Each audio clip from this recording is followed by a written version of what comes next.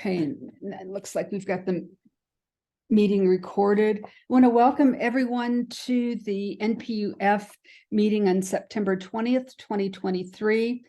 I'm Debbie Skipczynski, and I'm chair of the meeting. I'm joined tonight by our co-chair, Kay Stevenson, who she is the vice chair, Jane Rawlings, who is our alcohol permits chair, Rebecca Faulkner and Jack White are also here. They are our zoning co-chairs. Taking minutes tonight is Carol Shinara.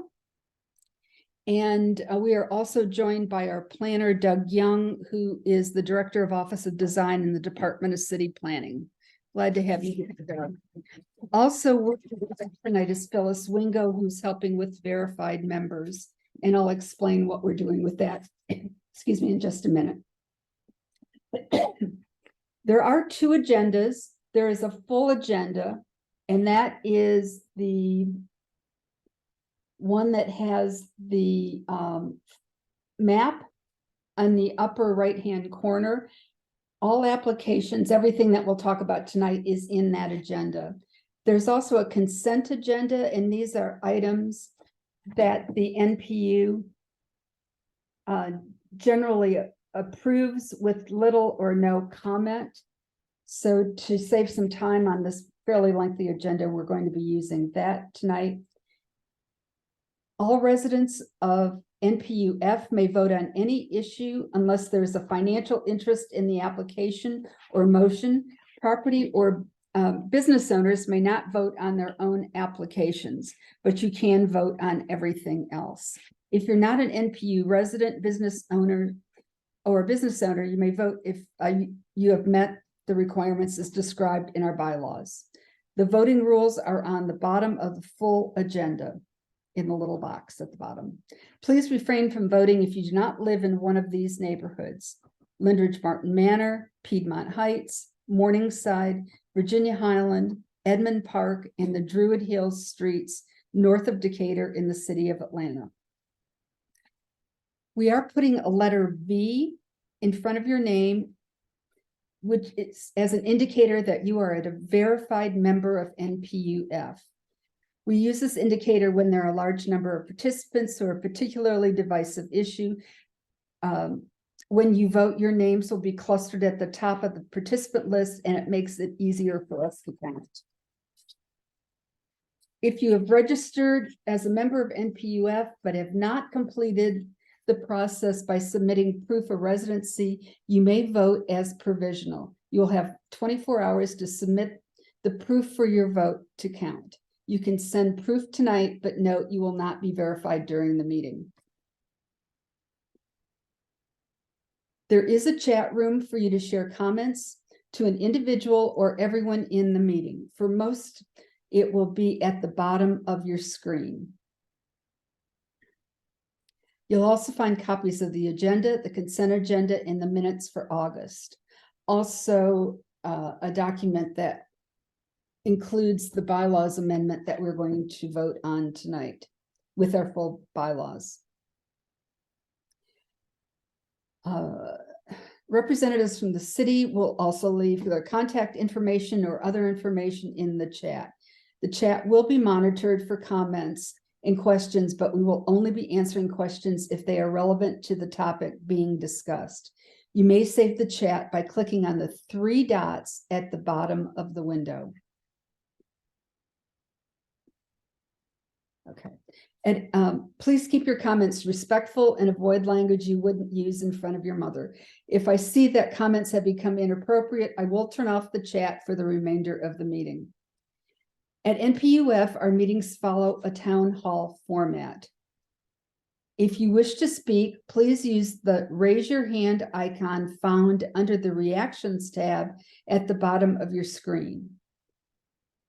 If you're on a phone, you would click on *9. You will be called on to speak in the order that your hands go up. Please be sure to stay muted until you are invited to speak, and then identify yourself and turn on your camera so folks will know who is speaking. To unmute or mute, you click on *6. Please keep all questions and comments germane to the topic being addressed and respectful of everyone in the meeting. To allow everyone an opportunity to speak, I'm going to ask that you only speak once on a topic unless you are asked for clarification or a question. Please limit your comments to 90 seconds or less unless otherwise instructed.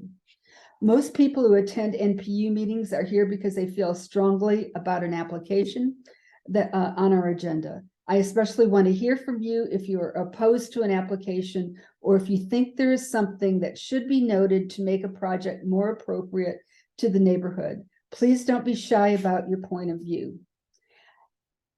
And if I'm moving too quickly through the agenda, please call me out. Sometimes I get on a roll and forget some important steps. And that happens more often than not, I'm afraid. So that we can all hear and we can get a good recording, it's important that only one person speak at a time. If we are picking up background noise or if you interrupt or hog the floor, you will be muted. Finally, and this is important, we are here tonight because the city provides Atlanta residents through the NPU system the opportunity to provide recommendations and comments on applications and legislative changes that impact our quality of life. It is our responsibility to tell them what we think, and when appropriate, to share the strength of that opinion through NPU vote counts. But all votes taken at the NPU are only recommendations. Final decisions are made by city boards, city administrators, or city council. And I hope that you will take advantage of expressing your opinion there as well, either in writing, by phone, or by making a comment during the public hearing opportunities. Our first order of business is to adopt the agenda. Are there any items that should be added to the agenda or that were left off?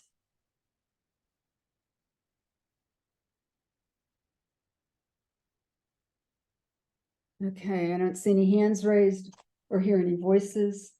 Are there any objections to adopting the agenda? Debbie, hi, this is Ben Nemo. We're planning to present our design plan for Sunken Garden. Should we do that during presentations or community? Let's do that during the parks. Okay. Okay, and remind me when we get there. Thank you. Thank you. All right, the agenda has been adopted without objections. Next item is the approval of our minutes.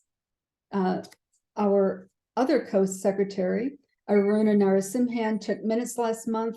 I appreciate the work that she did on those. We have posted the minutes on the NPU-F website, and a link was sent to those on the NPU mailing list. Are there any corrections or modifications that need to be made to the August minutes? Please raise your hand or call out.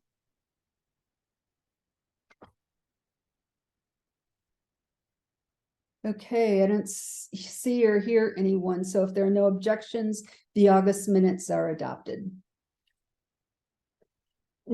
For announcements, I do want to make sure you all know that we will be voting on our bylaw amendment tonight and the entire NPU-F bylaws. That'll take place during voting matters. All NPU-F residents may vote on those bylaws. Doesn't matter if you are verified or not. If you live in the NPU, then you are allowed to vote. We are required by ordinance to confirm our bylaws every year by the end of September and send them into the city. Recommendations from NPUs who do not send in their bylaws will not the recommendations will not be reported to the various boards like the BZA, LRB, and Mayor's Office of Special Events. So it's critical we get those things done. Reports from city departmental representatives. We generally start with APD. Is there anyone here from Zone 6? We'll start with you first tonight. Good evening, David. Captain Graham, Assistant Zone Commander, Zone 6. Hey, Captain, do you have a report for us? Yes. Go ahead. We're actually in a good space considering where we were the first quarter of the year. The first quarter, we was a little over 20%. Now we're we've been chipping away at it, putting our resources in our areas where we was having the most crime. So now we're only up 11%. So we're in a good space, and we're trying to see if we can try to break even.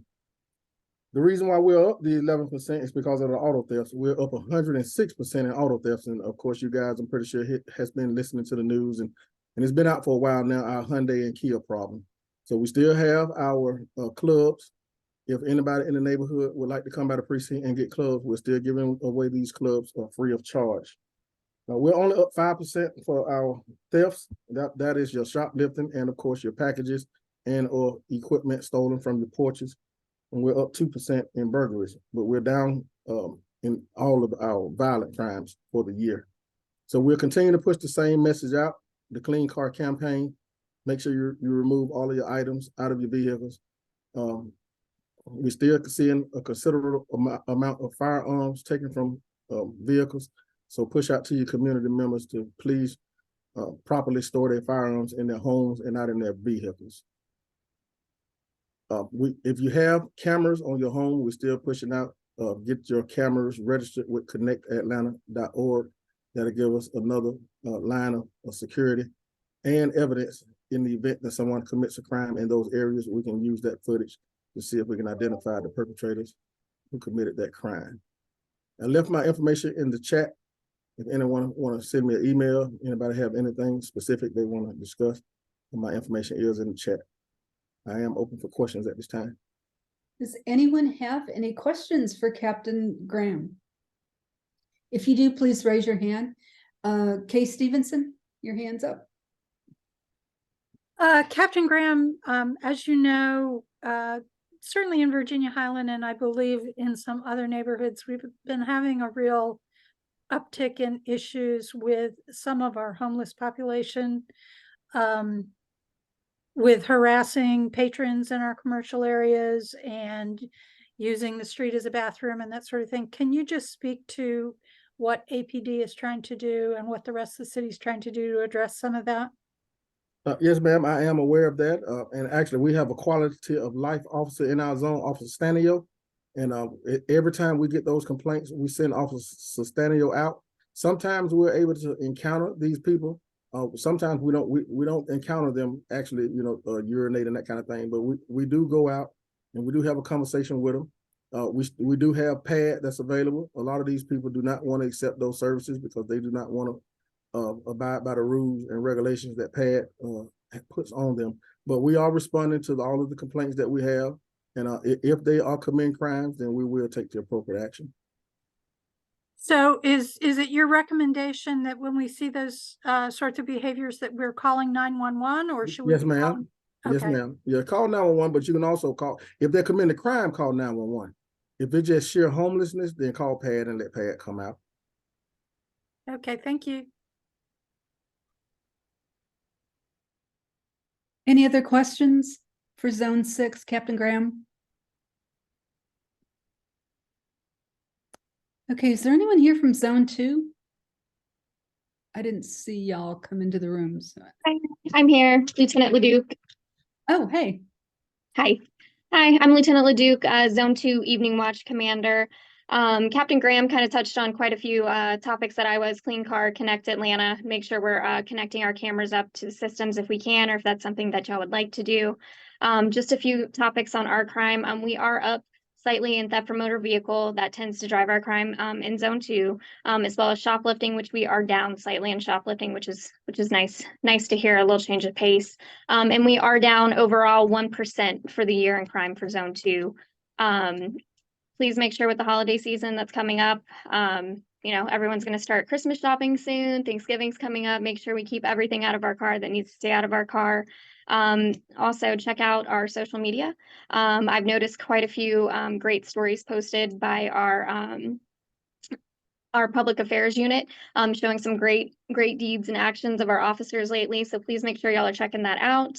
And I always like to talk about the open crime data portal and our crime maps that are also available from our website. And that gives you a good snapshot of what's happening from zone to zone, and you can pull up maps as well.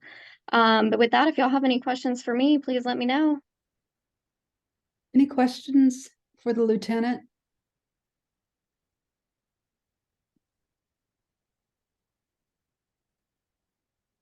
I don't see any hands raised, Lieutenant.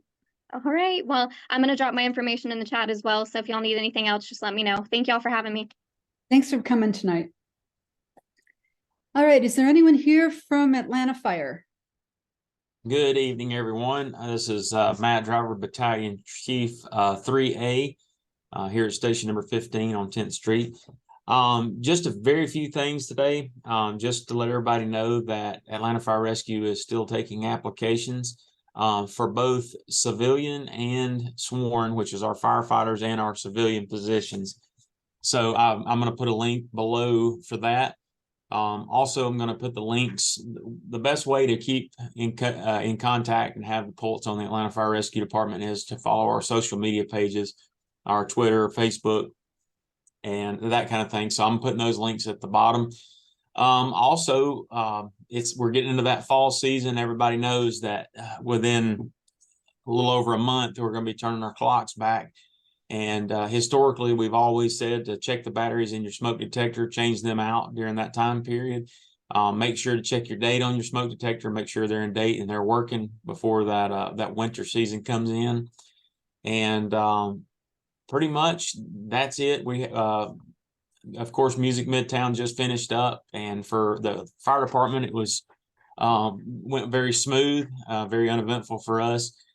And we're now getting to the very end of our hydrant season for our area. Our men and women have been out checking our fire hydrants for the fall season, so we're nearing the end of it.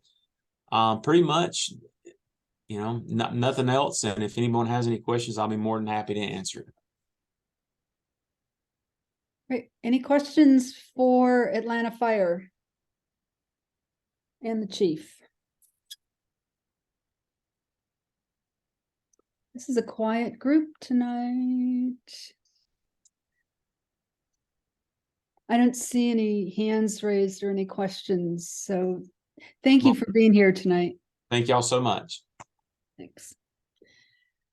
Okay, is there anyone else from the city that has a departmental report they'd like to give?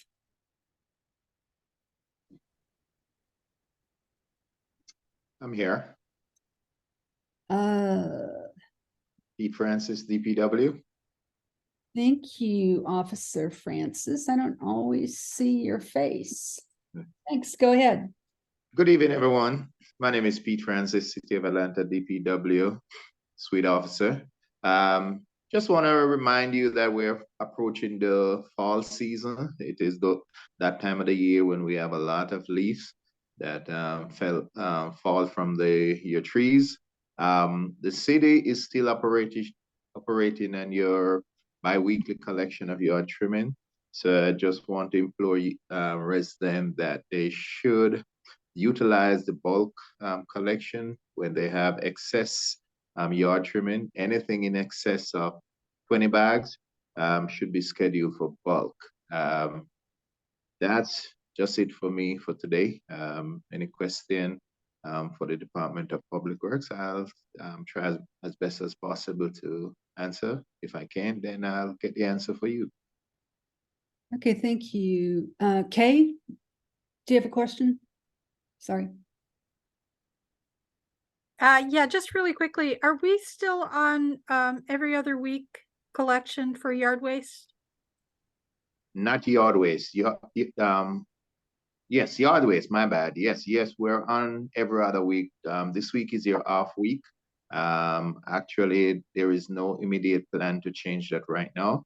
However, depending on resources available, sometimes you still get weekly pickup. Okay, thank you. Anyone else?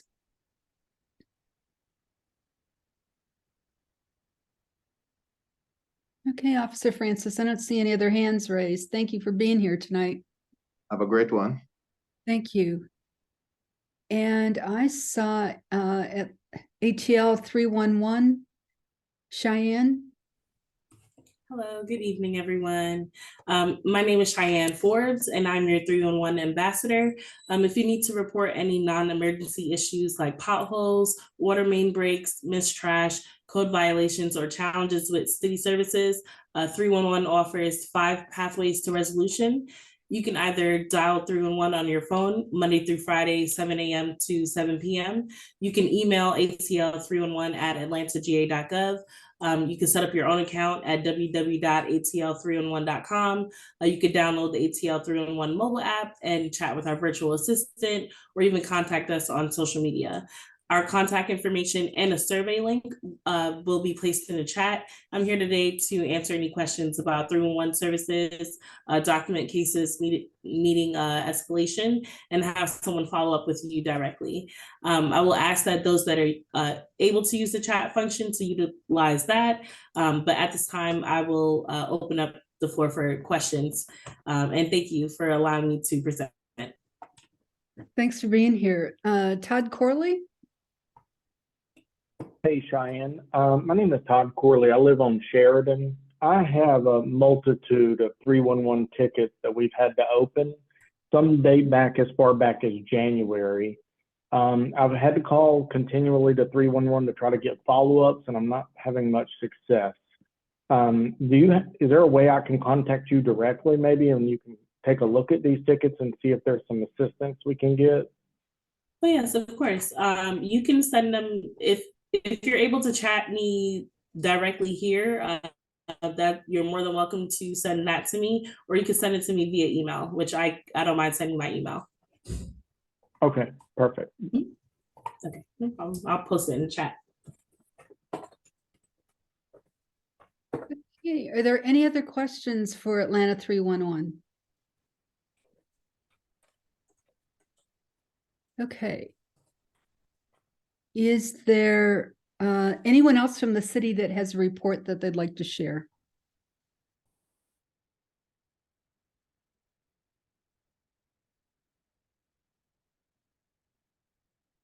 Okay, I don't think I see anybody else.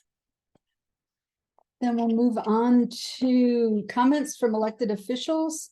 Councilmember Alex Wan has joined us. Alex, do you have a report for us? I'll make it quick because I know you've got a full agenda. Alex Wan, Atlanta City Council District 6. First off, as you've probably noticed, kind of behind all of the Music Midtown construction, they've started the paving of the Northeast Trail between 10th Street over to behind Ansley. They're starting on the side where the public storage is over by Piedmont, and they're going to work their way through Piedmont Park and back to 10th and Monroe.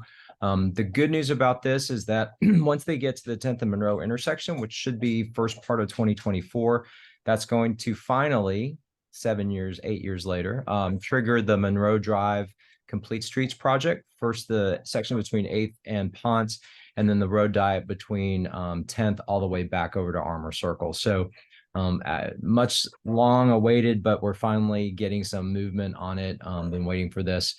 So I'll keep y'all posted as I continue to have information and updates from the Department of Transportation. Hopefully we can get a couple more just community information meetings as those projects continue. Speaking of Piedmont Park, I'm not sure if y'all saw the announcement or not, but the CEO search has concluded, and they have named Doug Widener. He's from Chicago's Lincoln Park Conservancy as the next CEO. So I think he's going to be starting sometime this fall. So it's imminent. The last thing is I just want to remind, it's kind of a public service announcement. Just want to remind everybody that there is an election coming up in November. If you have just moved into the area, the deadline to register to vote for that is October 10th. I want to just mention that before the next NPU meeting. We do in District 6 and NPU-F have an election on the ballot this fall, and that is our school board representative. It's a contested race, so the incumbent's running and there is a challenger. I just want to let everybody know two things. Number one, those that vote at the former Inman Middle School, now Virginia Highland Elementary School, you're going to get a notice about a change in precinct information. It's simply the name change. So just be, when you see that, just be aware that's what it is. The other thing is that this election for school board is going to use the new council district voting district boundaries. So District 6 lines have changed. Virginia Avenue is now the southernmost boundary of District 6. And so the District 5 and 6 registered voters are the ones that are going to be voting for the school board rep. So if you're south of Virginia, you're now going to be, for this election, be voting as a District 2 resident. So I hope that wasn't too confusing, but I just want to make sure that you're aware when you go to the ballot poll that you understand that the new district lines are going to kick in. Debbie, that's all I had, unless anybody has any questions for me while I'm here. Any questions for Alex? All right, I'll drop my email and phone number in the chat for everybody if you need it. Great, thank you. Thanks for being here tonight. Alrighty, is there any other representative or elected official or representative from an elected official office?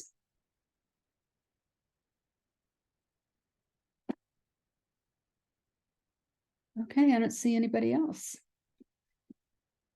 And that gets us to our consent agenda.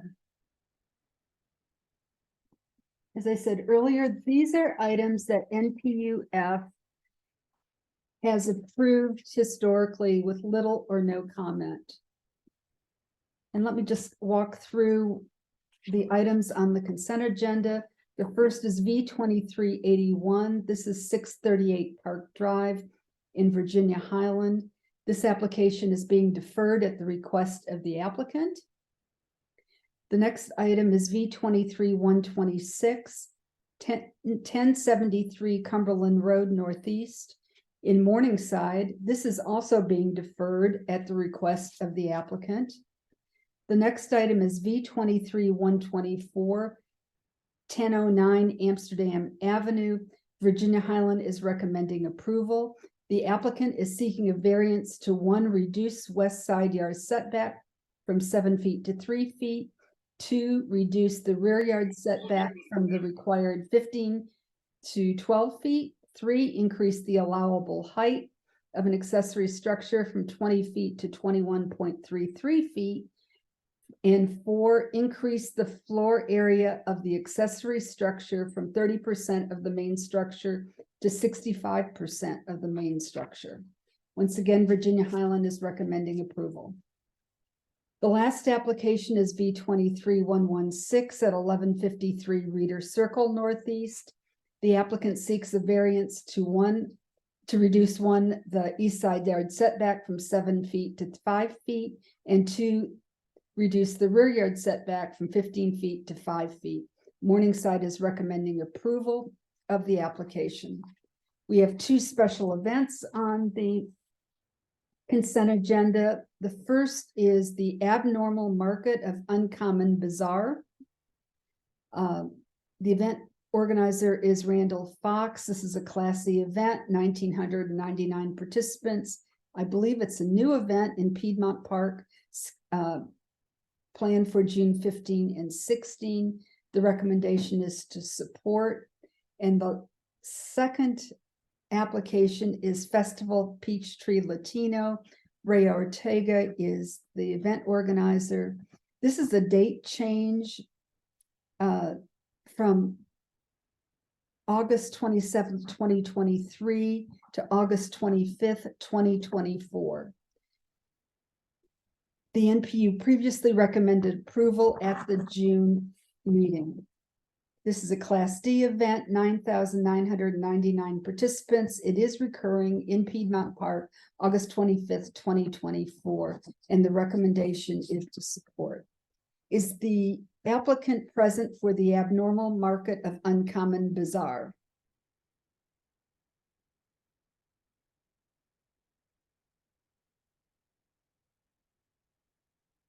Sam, are you representing? Is Randall Fox or someone representing this application present? Okay, not present.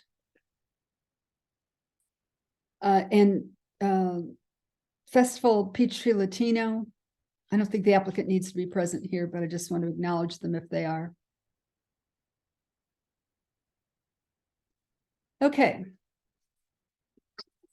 The city requires special events applicants to attend one NPU meeting since the Abnormal market of the Uncommon Bazaar is not present. We'll have to remove that one from the consent agenda. Let me ask, is there anyone, Sam, I see your hand raised. Are you here representing the abnormal market? No, ma'am. Apologize. I'm here on V-23116 for 1153 Reader Circle. I believe that there's an error in the text of the requested variance, or I know there's an error in the text of the requested variance. That side yard setback we've requested reduction from 7 feet to 3 feet. So I apologize for that, but I did want to make that clear before the vote was taken. Okay. Let me ask, Virginia Highland, did you get a revised referral certificate? It should be Morningside Lennox Park. And I did see sorry. Rebecca was on here. And I do not wish to speak for her. But No, and I'm not going to ask her. Morningside, did you receive? Can you hear me? Yeah, I can hear you. Okay, yeah, we did get a revised site plan with a corrected setback on there. Did you get a revised referral certificate? No, not a referral certificate, no. Okay. But But the the setback, yeah, right, yeah, we did not get one, sorry. okay. All right, so is there any objection to changing this to 3 feet on the consent agenda? Rebecca, do you have an objection to that? No, we don't. Does anyone else have an objection? I don't see any, so I'm going to make that change and note it on our report back to the BZA. thank you The very initial much. site plan, the initial site plan had the 3 feet, it was just the building was drawn to a different setback, a less, greater setback, and it was just corrected. Okay. And Debbie, I can provide you with that updated referral certificate. I apologize, but we are in possession of that. Okay, that's great. Thank you. All right. So we have one minor change, confirmed change at V-23116. We removed the abnormal market of Uncommon Bazaar. Is there anyone here that's opposed to any of these applications? Is there anyone opposed to any of these applications? Okay. Is there an applicant here who wants to have their application discussed at this meeting? We'll take it off the consent agenda and then discuss it later. All righty. Is there anyone here who wants to have an application removed from the consent agenda so that it can be discussed at the regular place on the agenda? I don't see anyone. Okay. May I have a motion to adopt the consent agenda with that one minor change in removing the abnormal market? So moved.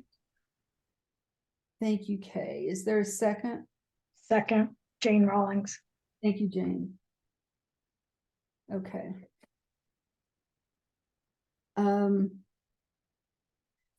We're going to take a hand vote, and this is going to be a practice to make sure that everybody can find their raise your hand function.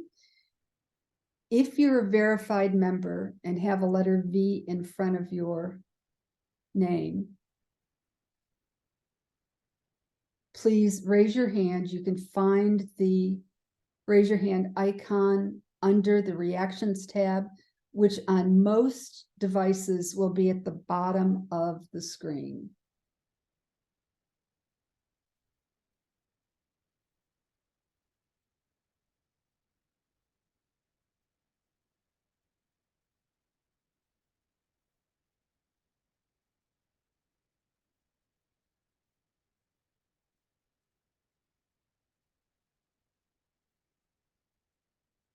Okay, has everyone voted that cares to vote?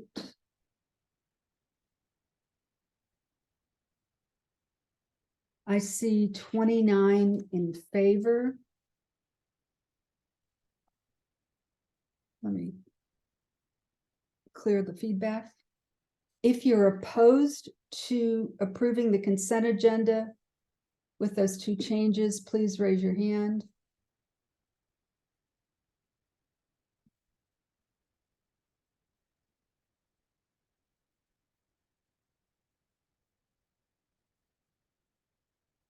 Okay, I do see one hand raised. I just want to confirm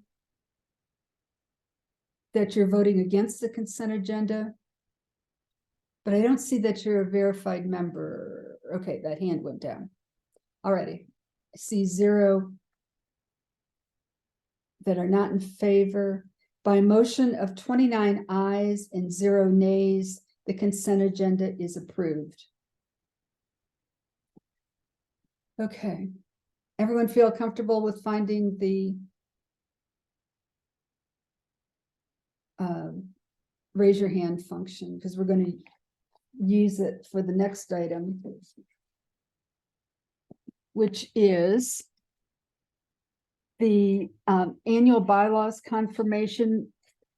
We have 2 tasks for this. The first is to approve the amendment to Article 3, the voting section that was sent to members on the mailing list and has been introduced at the NPU meeting as required by our bylaws at the August meeting, and we discussed it briefly at the July meeting. Does anyone have any questions regarding the proposed language? For those that have not had an opportunity to read it, this language simplifies the process for verifying business members by eliminating the requirement to have a letter of appointment notarized. It aligns with our bylaws current practice. I'm sorry, with the current practice of verifying business members. We really don't have many businesses that are interested, but they're usually small businesses that ask to be verified. The definition of an organization and who from that organization may become a verified member does not change in this amendment. And then there have been no changes to the verified resident process or any of the sign-in requirements. So let me check it one more time. Is there any questions regarding that? Okay. May I have a motion? Motion to approve the proposed amendment to Article 3. Someone want to make a motion? Sorry, I couldn't get my mute turned off. I so moved. Thank you, Kay. And is there a second? Second, Jane Rawlings. Thank you. Okay. This does require a hand vote. First, let me ask if there are any comments or questions on the motion or on the amendment. I'm checking one more time. The motion is to approve the proposed amendment to Article 3 voting. It's been made and properly seconded. All those in favor, please raise your hand using the raise your hand function. And once again, anyone that lives in the NPU or has met the requirements for membership of the NPU may vote. It doesn't require that you have a V in front of your name.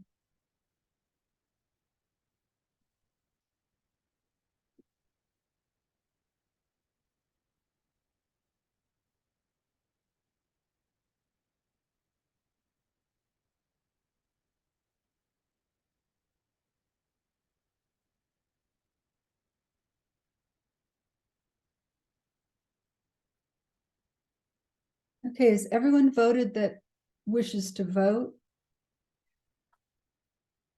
All right, I'm going to close the vote. There are 37 ayes. Let me clear the feedback. If you're opposed to this amendment, please raise your hand.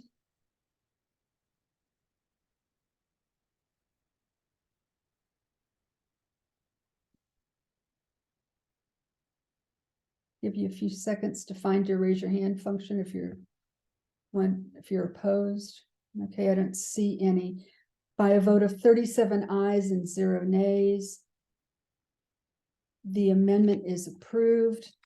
The next action is to approve the amended bylaws for NPU-F to be submitted to the city as required by ordinance. All those in, may I have a motion? I need a motion first. Move to support approval. Thank you. Is there a second? Second, Michael Parkinson. Thank you. Okay. Any questions about the bylaws or the motion? Okay, seeing none, or I don't see any hands raised. All those in favor of the motion, please raise your hand. Once again, there's no restrictions on who could vote here as long as you are a member of, if you live in NPU-F.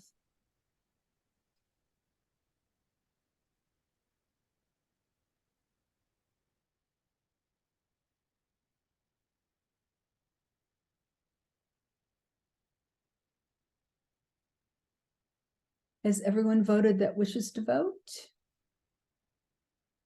Let's just saw the number change. Okay, I'm going to close the vote. That's 32 ayes. Let me clear the feedback. If you're opposed to the amended bylaws for NPU-F, please raise your hand.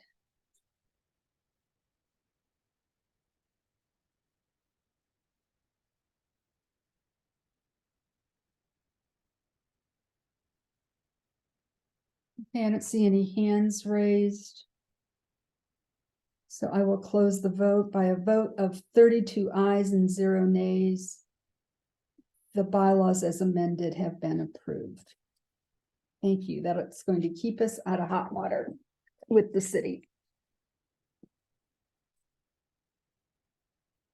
The next item on the agenda are the alcohol license applications. And I'm going to turn the meeting over to our alcohol chair, Jane Rawlings. Thank you, Debbie.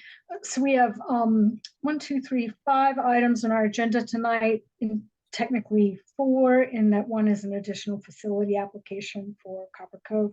So I'm going to report on that application as one, and we'll take a vote on each, however. So first up is Whiskey Bird. This business is located at 1395 North Highland Avenue in Morningside Lenox Park.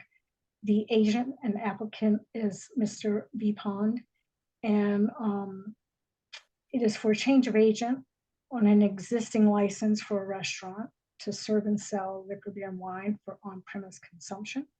No live entertainment or customer dancing is planned. Property is zoned C1, so restaurant would be a permitted use, has a seating capacity of 114. Operating hours are Tuesday through Thursday, 4 p.m. to 9 p.m., Friday and Saturday, 10:30 a.m. to 9:30 p.m., Sunday, 10:30 a.m. to 8 p.m. The parking requirement is met. NPU-F has not received any complaints regarding operations at this location. And the recommendation from the Morningside Lenox Park Association was to approve. Is the applicant present? Good evening. Yes. Hi, everyone. My name is Elizabeth Mahoney with Sard and Leff Attorneys, here today representing Whiskey Bird, and Anthony is on the call as well. Ms. Rawlings laid it out well, but this is just a change of agent application for Whiskey Bird. Whiskey Bird loves the neighborhood, and we hear the neighborhood loves Whiskey Bird. So we're happy to be before y'all today if you have any questions. Can Mr. Vipon, Mr. Anthony, show his face on the screen, please? Yep, I'm here. Oh, great. Thank you very much. That is a requirement. All right, well, I see no hands raised with questions for the applicant. Debbie, if that's correct, then my recommendation is for approval. Is there a second? Yeah, is there a second? Second. Okay. Motion to approve. Okay. All right. The motion is to recommend approval of the Whiskey Bird change of agent LRB application. Are there any questions from the group regarding this application? Any questions? I see none. Are y'all ready to vote? If so, please raise your hand if you're in favor of the motion to recommend approval.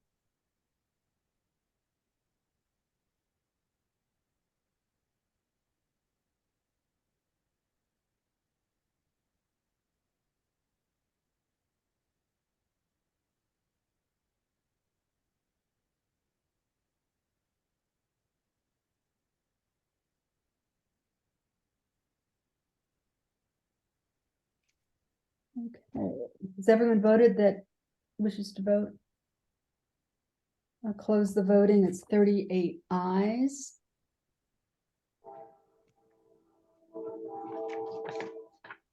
If you are opposed, oops, I thought I just closed that. Okay, if you're opposed to the motion to recommend approval, please raise your hand.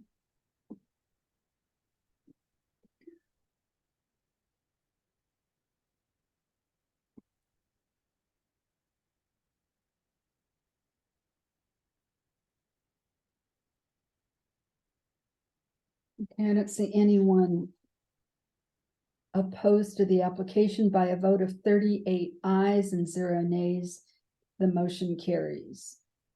Thank you all very much. Have a good evening. Thank you. Thank you. All right, so next up is, I believe what's next on the agenda is Chicken Cutting. And that business is located at 1540 Avenue Place, Suite B250. The agent and applicant is Kingsley Dyke, and it is located in Druid Hills. This application is for a new business to operate a restaurant to serve and sell liquor, beer, and wine for on-premise consumption. No live entertainment or customer dancing is planned.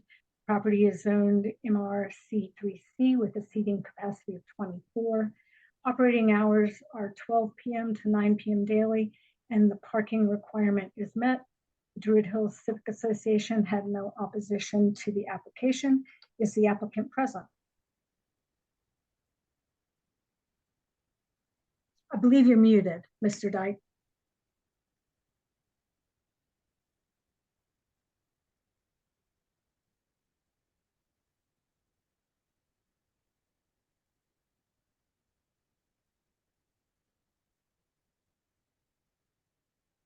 Mr. Dyke, you'll need to unmute and also turn on your camera. Camera's on, I can see him. Well, we're making progress.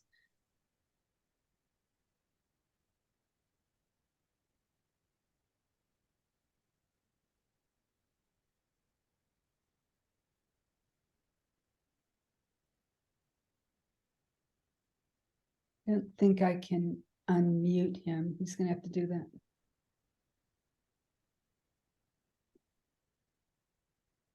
Mr. Dyke, there should be something that looks like a microphone in the lower left corner.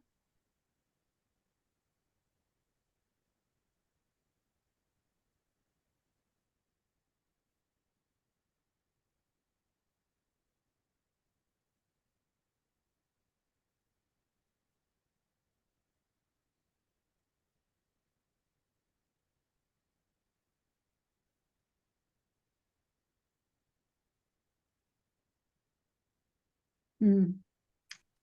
Debbie, you want me to just proceed with my recommendation?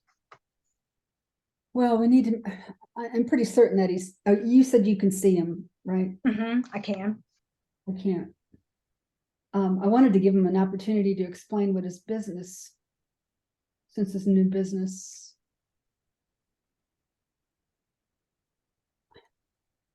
Yeah, I can see him as well. So at least we know he's here. Right. And we heard him before the meeting. Okay, Jane, why don't you go ahead? My recommendation is to approve this application. Is there a second? I'll second.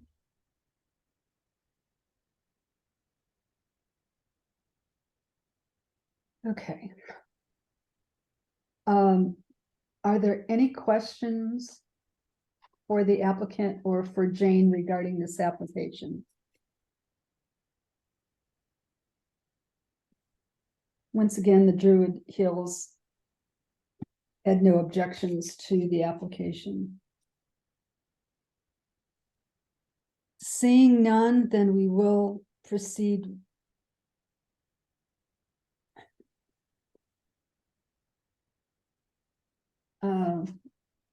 With a vote on the motion to approve Chicken Cone at Emery Point.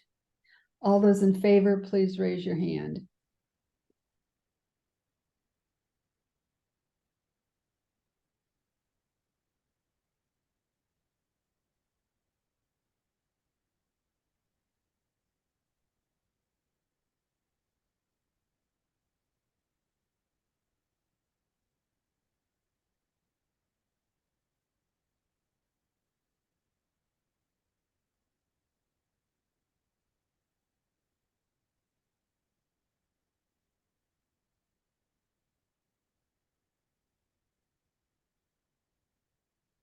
Okay, let's see the number changing. That's 31 ayes. All those opposed, please raise your hand.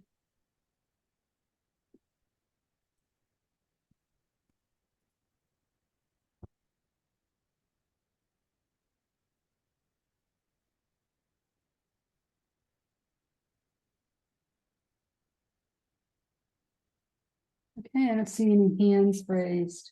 By a vote of 31 ayes and 0 nays, the application, the motion to recommend approval of Chicken and Core at Emery Point is approved.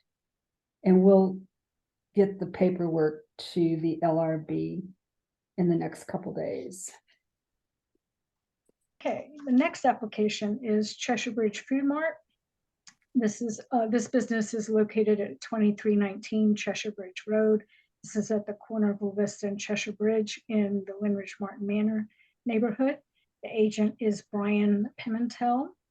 This is for the application is for a change of ownership and an existing retail package. Well, change of ownership on an existing retail package license, excuse me, for a gas retail business to sell beer and wine for off-premise consumption. The property is zoned in C4. This use is grandfathered. It will operate 24/7. NPU-F has received no complaints regarding operations at this location. The Winridge Martin Manor neighborhood forwarded no recommendation. Is the applicant present?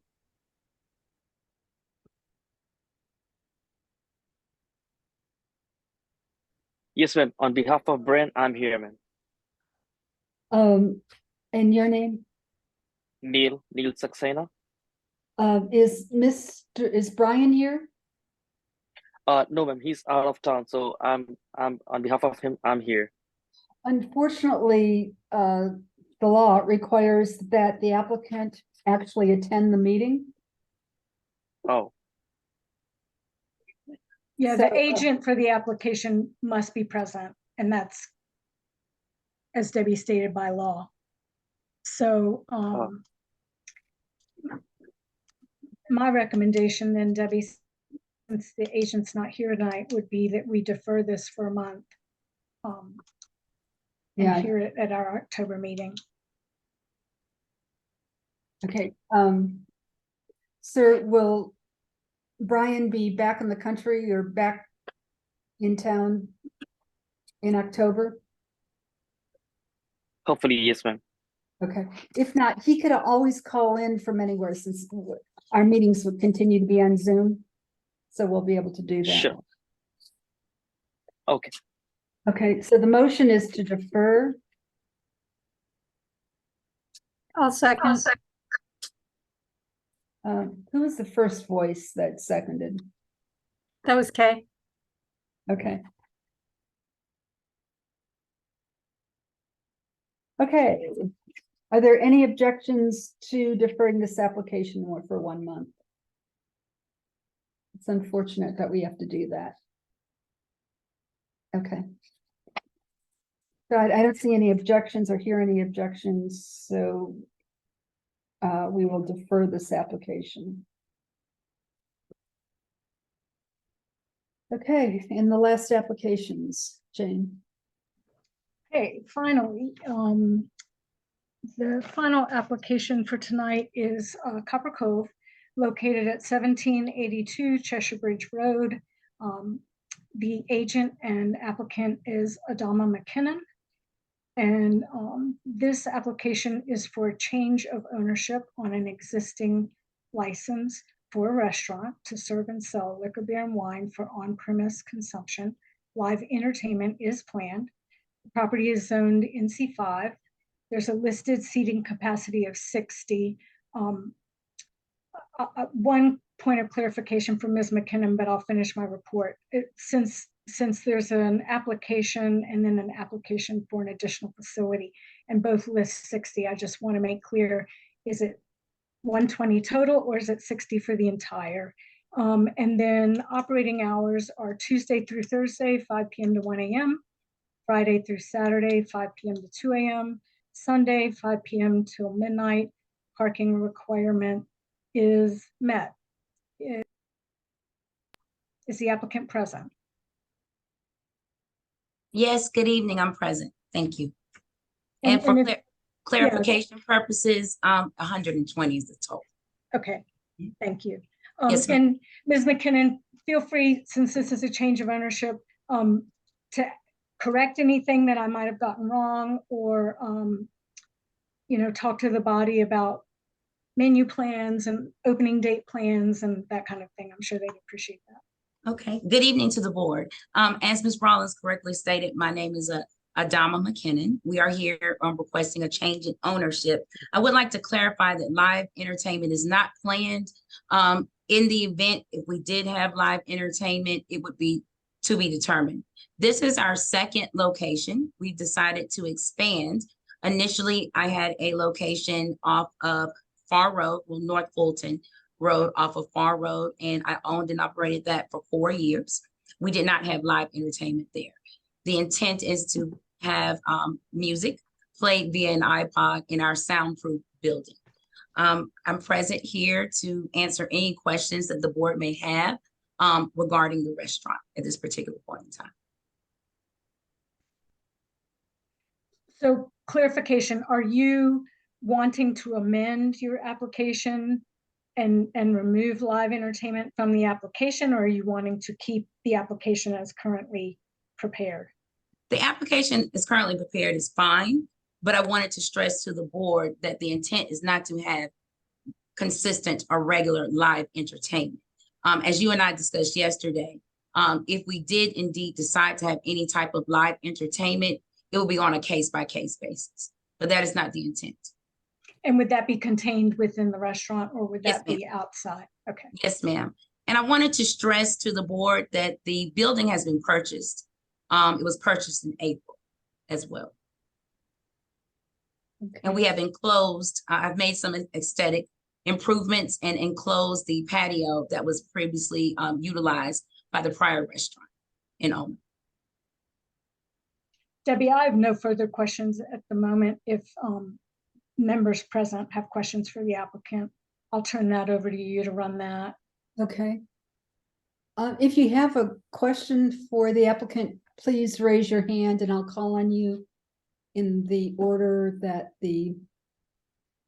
your hands go up. The first person is Sheila Meyer. Don't forget to. Yes, hello. I am wondering what the definition of a soundproof building is. Of course, I had a general contractor that came in and looked over the building. We were advised when the building was purchased that there's soundproofing padding that is throughout the building to keep any type of noise inside. Is there any guarantee of sound transmission as far as ratings with that product? Not to my knowledge, no ma'am. Thank you. What's up? You finished? Okay, I'll be on my way to come pick you. Okay, the next hand that was raised is Ron Rogers. Yes, thank you. My first question is, in the application, there's a section that says exempt from distance to residence. Could someone please explain what that means?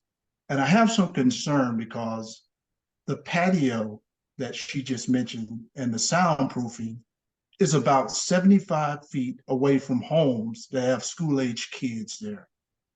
So how were they able to be exempt from that distance to a residence? That's my first question. Well, Mr. Rogers, I'd be happy to elaborate on that. I also like to let the board know that I am a licensed attorney as well. So I'm very familiar with city ordinances and regulations with regards to restaurants throughout the metro area. I've been practicing and have my own practice for over 12 years, coming upon the 13th year. Part of my business practice or specialty area is business law. I actually represent one of the restaurants that's actually existing in this NPU that I'm appearing before today. I represent over 20 active restaurants throughout the metro area and 3 in Fayette County and 1 in Clayton County as well. So with regards to that indication on the application, if you'll please take note, or I don't know if you're aware of the code 10-113, a property or an applicant can be exempt from those provisions simply because the license will be grandfathered in. There is an existing alcohol license on the property. It's existing and it's valid. It's been valid for greater than 12 months. It was held by Tribeca, which was a restaurant that had music also. Similar hours that I'm proposing to have in my restaurant once we open. And so that is present. So when there is an existing license on the property, one is able to be grandfathered in, and that provides the exemption. Of course, the exemption that's noted on my application is not for the purpose of indicating that I would like to be a nuisance or disturb any of the residents. I would like to be a part of the community and a hub for the community to take advantage of my business that I have invested a quite deal of time, energy, and effort. As I stated before, this is my second location. I owned and operated and survived the pandemic for 4 years in Buckhead. And so this is an opportunity for me to expand my business. The patio is indeed enclosed. It was not enclosed when Tribeca was there operating its facility, but I have spent quite a deal of money making it aesthetically beautiful. I would invite you over to even enjoy the beautiful aesthetics. It looks like a beautiful garden, and it's enclosed and will not have any type of live band or entertainment back there in close proximity to those residents and their school-age children. Thank you. And I will tell you, we did have noise issues when Abe owned the place with Tribeca. I talked to Abe about some of those noise issues when he was the owner, and he sort of dialed that music down, but it was a concern. As you know, that patio he built was vented. There were spaces in between those wooden slats there. Yes. And it was very loud, and it was disturbing that community and those homes 75 feet away. So I understand tremendously. I'm a parent as well. And also, as I stated earlier, and a member of the state bar, and a great deal of my clientele comes from the community. I would like to be a jewel in the community. And that's why I spent the money that I spent to fully enclose I also closed off some of the windows. You'll see if you take up my invitation to come and join me maybe perhaps for lunch or dinner at Copper Cove. You'll see that I also sealed off some of the glass for the windows along the side that's adjacent to the restaurant on the left-hand side if you're facing my building. Also, like I stated before, took the opportunity to build a beautiful garden aesthetic off of that patio. So the same functions that Mr. Winsome and Tribeca utilized that patio, my intention is quite different. Maybe you could say that I put a lady's touch on. Thank you. Mm-hmm. Thank you. Anything else, Mr. Rogers? That's it. Thank you very much. Thank you, Mr. Okay, Steve Canis, is that? Yes, ma'am, that's correct. Go ahead. Ms. McKenna, I just had a simple question. If the business on Fulton Drive is still in business, if this is indeed a second location, or if it's moving, why is it moving from the prior location? Okay, well, that's a great question. Well, our landlord, Far Road LLC, bought the entire block, and they are creating an assemblage. And I've been told that they are creating a hotel in that area. We were the next to the last tenant. Our lease was over to go ahead and leave October last year. So this is a second location, a larger location. We're now at a little over 6,000 square feet. The location that I had on North Fulton was a little over 1,700 square feet. So you can see why my face is so excited now of the new location. To my knowledge, and the last time that I was in the area, it appeared that the entire block from the gas station that faces Far Road, I believe there's a restaurant called Lily's, all the way back past towards Copper Cove, and there was a clothing boutique directly in front of us, and I think a lounge in front of us is completely boarded up and has been boarded up for several months thus far. Thank you. Mm-hmm. Ricardo Alcofro. Hi, Debbie. Hi, Ms. McKinnon. Hi. We see here some pictures of customers on your other facility, Copper Cove in Bucket, Yes. North Fulton, publishing pictures with them consuming or smoking and consuming hookah inside the restaurant. Mm-hmm. Is this something you are planning to offer in this location here on Cheshire Bridge? If I decide to provide hookah to the clients, and I will be honest, I am intending, because the market in the metro area is very favorable to hookah sales. It will be restricted solely to my garden area terrace that I enclosed. Anything else? Mr. Alcofro? Yes, I would like to add and to consider that since you enclose it and reinforce the enclosure of the establishment to avoid noise to the neighborhood, this is something very critical and concern about fire. So keep that in mind. Yes, sir. And you need additional inspection from the fire department on that facility in case you offer that. Yes, sir. And of course, I will abide by everything that is orchestrated and directed by the relevant agencies.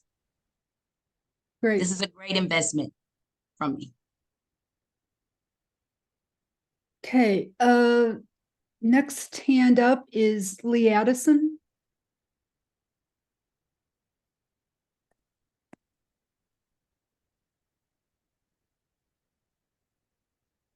Lee, your hand just went down. Have you? Okay, then we'll move to the next one. Aaron Payne. Did I scare him off? Hi, yes. My name is Erin Payne. I am a resident of the neighborhood behind your proposed location. I had a couple of questions. Yes, ma'am. I think in the application that you indicated there are 70 parking spots, and I know that Tribeca, when it operated, most of its parking spots were leased from other businesses on the road. Can you give us some more information on what those 70 parking spots are, whether they're on site, whether they're based on leases? Yes, ma'am. As I don't think I mentioned, but we have a verified grandfathered lease that's been assigned to us from Tribeca. It's the utilization of the parking. It's about 50 spaces from the salon that's adjacent to my building. I have another orally agreed assignment with the pizza business and also the cleaners. I have not memorialized that in writing, so I don't want to misrepresent before the board. I don't anticipate having an issue. I anticipate having that agreement as well memorialized by my anticipated opening date. We've also secured a contract with a valet company, 180 Parking Solutions, who will be providing valet services to all patrons during my operation. And how long is the lease with the salon? The lease with the salon goes until 2000 and let's see, I believe it is 2025, and I will be requesting, of course, an extension at that particular point in time. But the current lease has been assigned. It was purposely used or previously used by Tribeca. Okay. And my second question, I mean, I think it's just, let's acknowledge the elephant in the room, which is there are news stories, there is information out there about incidents that have occurred at the prior location of Copper Cove, including violence and just untoward behavior by the patrons. What are your plans for ensuring that doesn't happen at this new location? So I'd like to respectfully correct you, Ms. Payne. I've never received a citation in the 4 years that I operated Copper Cove off of North Fulton. Now, were there violent? I'm sorry? I didn't indicate that you had. I said there were news stories about and what I was getting to, if there was any type of violence or disturbance at Copper Cove, I would have been cited. So there haven't been any citations that were issued in the 4 years that I operated Copper Cove from February 2018 until October of 2022. Now, in that area, there was some activity, specifically at restaurants that were adjacent or at the back of the shops of Buckhead and diagonal to Atlanta Fish Market. But there were not any issues of violence or disturbance at my business. And I take that very seriously because, number one, as I stated earlier, I'm an active member of the bar. And I represent a lot of high-profile clients from this NPU and as well as that community as well. So perhaps maybe you saw stories of incidents happening at my neighboring or the neighboring tenants, but I've never had an issue, never had a citation, never had to appear in court to deal with any type of activity at my business that when it was run for the 4 years off of North Fulton. And that will be documented in the municipal court docket if I had. Okay. And my question was really about what measures you put to plan, what you were going to put in place to ensure that that wasn't an issue. Obviously, as Ron noted, you're 75 feet from a residential neighborhood. You're operating until all hours of the night, right? Like there are things that can happen that probably have nothing to do with you, right? That just come with operating businesses late in the evening. My concern is sort of what policies, procedures, off-duty officers, what's going to be in place to try to keep security high for the residents that are very close to your building. Yes, ma'am. And that concern is a very valid concern. And I am expanding on the private security. I had off-duty City of Atlanta police officers at the former location. And I have added to that and also secured a private security company as well. Because as I stated initially, it's also important to be a profitable and welcomed member of the community, but also to protect my investment as well. And we're not operating all types of nights. We are operating from 5 p.m. to 12 midnight on Sunday. I'm going to be closed on every Monday. And from Tuesday to Thursday, I'll be operating from 5 p.m. until 1 a.m. And on Friday and Saturday, 5 p.m. until 2 a.m. Are you going to be utilizing metal detectors at the doors? I haven't decided yet. I don't like the appearance of a metal detector in my business. I have private security. There's certain connotations, negative connotations that go along with metal detectors outside of TSA and courthouses. I've come to know that. I know I certainly feel some kind of way when I enter Lenox Mall and now I see metal detectors. So I would like to stray away from that type of negative connotation from my business. So that's why I've invested in private security and also enlisting off-duty officers from the Atlanta Police Department. Okay. And my final question, you noted on your application that you would be present in the evening hours on site. And I know you run a profitable law business as well. So I just wanted to get some understanding of what your plans are for being on site while continuing operating your law firm. Yes, ma'am. Well, first of all, I do operate a law firm. My law firm is located inside of the Four Seasons Hotel off of 14th Street. So I'm approximately, with Atlanta traffic, it will take me no more than 10 minutes to get to the restaurant. So my intention is to make certain that I am in my business every day that we are operating. I've also hired a fabulous general manager. She served at the other location. You heard me mention earlier at the start of the meeting this evening, Nicole Mitchell, who will be there on site. I do believe it was notated in my application from 6 p.m. to 11:30 on a daily basis. Okay. Ms. Meyer, you've already spoken. Is there anything else that hasn't been addressed that you want to ask? Yeah, quick question is that the owners of Tribeca parked cars on the sidewalks with impunity, blocking pedestrians and people with strollers, and just whenever they wanted to, they blocked the sidewalks with cars. Is that going to happen with this business? No, ma'am. As I stated earlier, I've already secured or been grandfathered in to the to the parking lease agreement with the salon. I have a contract with a private valet company, 180 Parking Solution, and for that sole purpose is to avoid such issues as that, clogging up the walkways from pedestrians, and as you stated earlier, strollers as well. Right. I mean, I think that they had those, I mean, I'm pretty sure they had that same parking, but they just parked cars there to be fancy and to sort of inconvenience the community. So just, I don't think they had to. I think they just did. Well, I have a valet staff. There'll be about 4 to 5 men each day that the restaurant is going to be open. I'll be present to monitor. Ms. Mitchell will be present to monitor. And if I decide to bring on another manager, he or she will be able to do that as well. As I stated earlier, I don't intend to operate or open a business in a community and be a nuisance or provide any inconvenience. We want you to come in and enjoy our wonderful menu that we have cultivated for our location and the aesthetics. Thank you. Yes, ma'am. There was a question that popped up on the chat, Madam Chairwoman. I don't know if I need to address that. I saw it and it disappeared. Go ahead and address it. And I've got one final question as well. Okay. I believe if I click it, I can see it. It's from a Miss Brown. Is this the only entertainment establishment in the area? No. No. Oh, great. Thank you.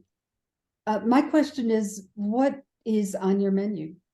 Okay, well, I had the opportunity. I'm very excited because I was able to secure a very popular chef, Chef Josiah, out of Houston, Texas.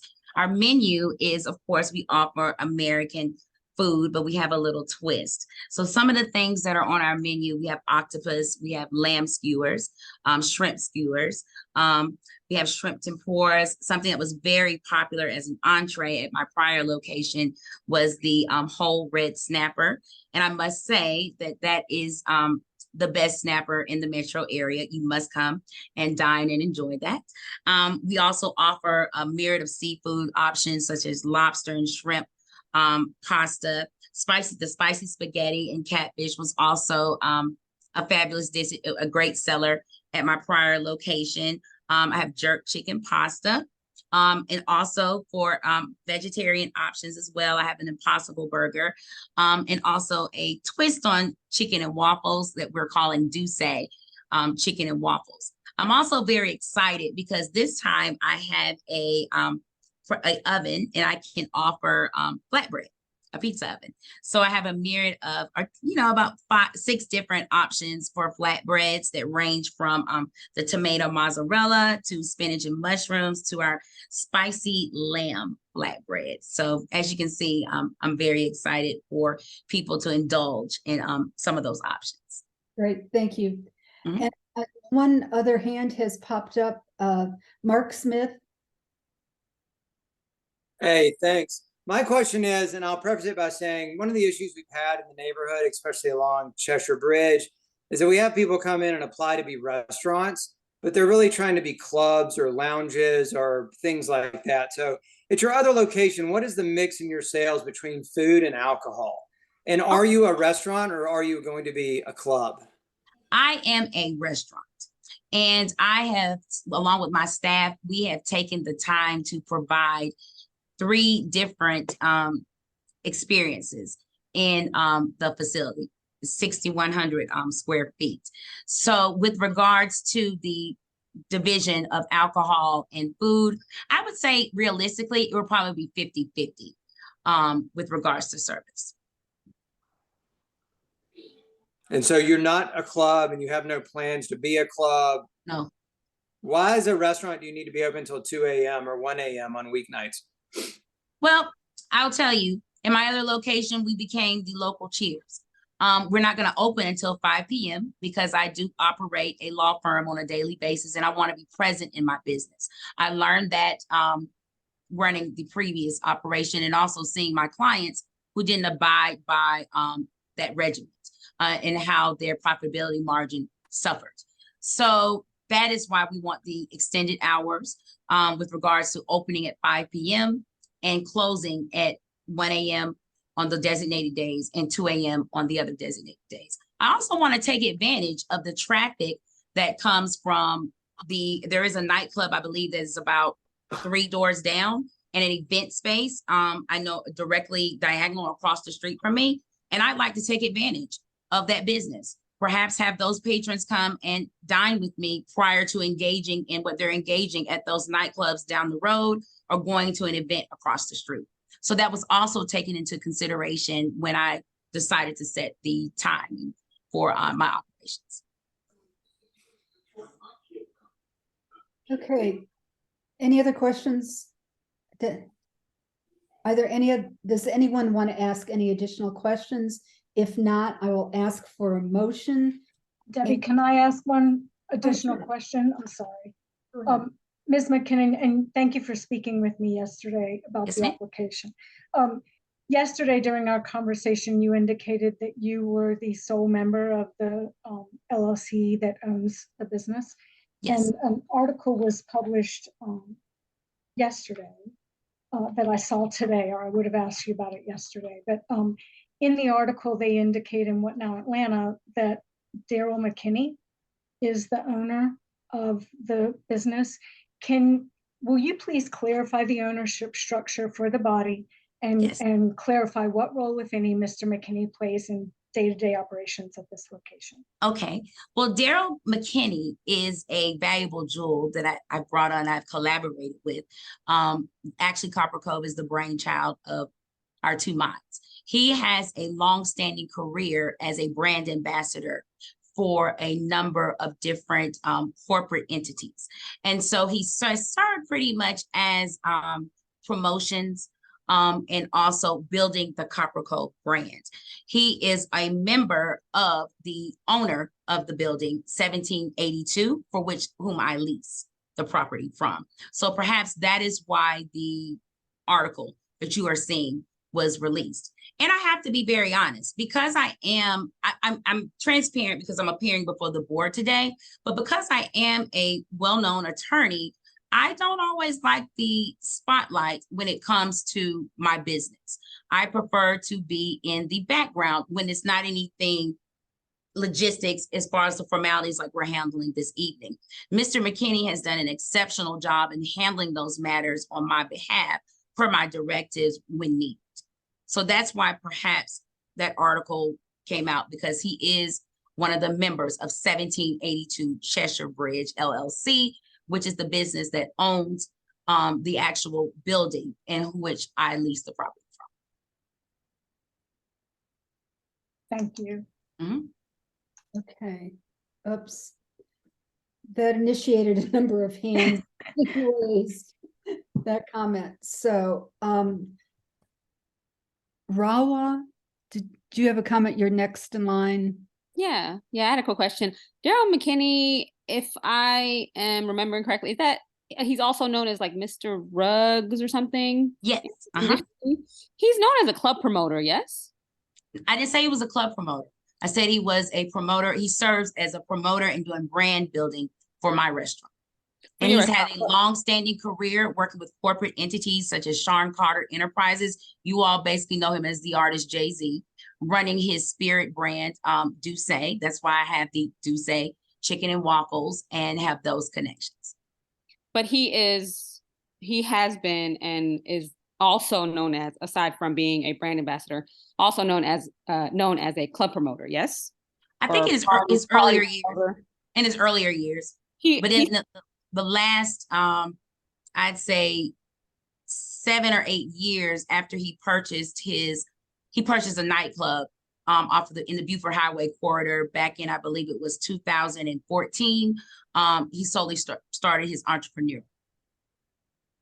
Okay, so he's no longer party promoting, club promoting. He does events that are curated with the brands that he's associated with, mainly with Sean Carter Enterprises. So from time to time, he will do appearances connected to that brand.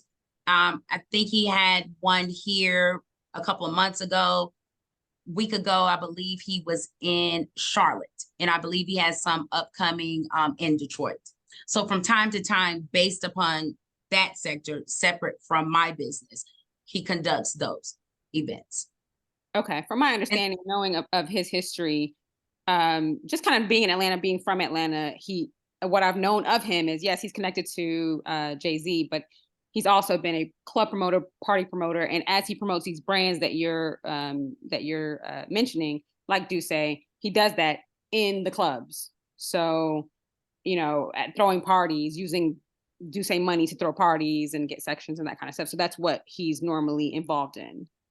I think I concurred with you with regards to that. Yes. Okay. And so but you're saying that's not what his role will be in dealing with Copper Cove? No, I'm a restaurant. Now, he did help me secure the branding that I have with Duce that was already established at the prior location. Yes. Okay. And so Duce will be sponsoring events at your I didn't say that. I definitely wouldn't turn down Jay-Z or Sean Carter if he wanted to have an event at my restaurant. I'm not going to sit in the board and say that. I would definitely welcome that positive energy into my business. At this particular point in time, I do offer Duce, and I have on my menu Duce chicken and waffles. But right now, that is not an intention or a goal to have parties sponsored by Duce or any liquor brands in my facility. Okay, thanks. Thank you. Okay, the other hand went down. I just want to make sure that everyone that wants to speak has an opportunity to speak. I see no other hands. I'd like to entertain a motion from the body for this alcohol license. Does someone have a motion?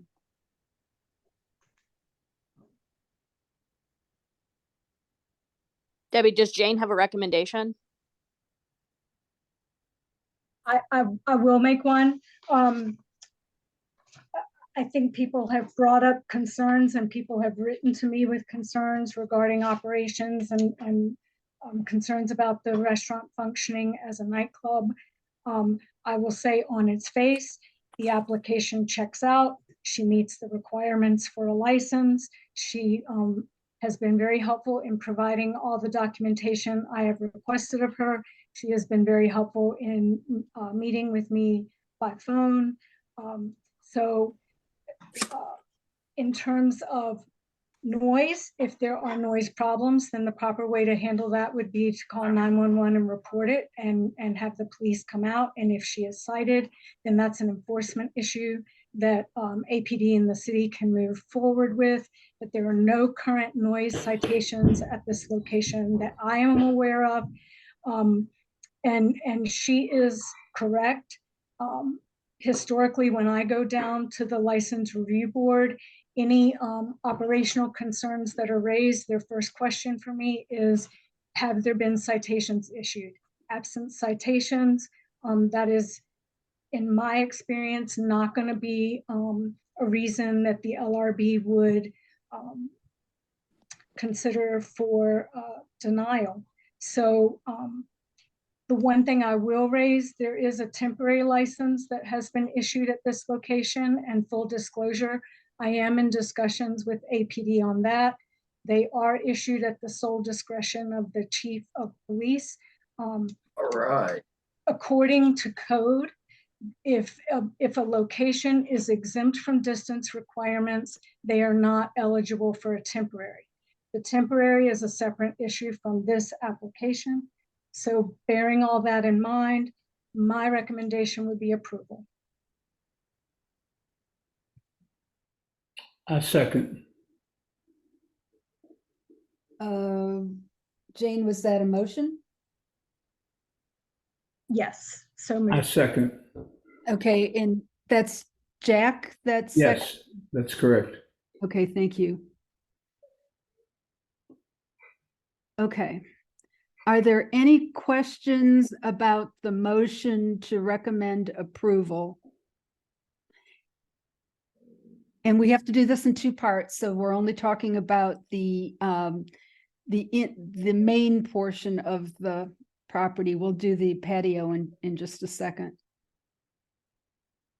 Okay, any questions? Okay, I don't see any questions. The motion has been made, properly seconded, to recommend approval of the Copper Cove alcohol license. If you're in favor of the motion, please raise your hand.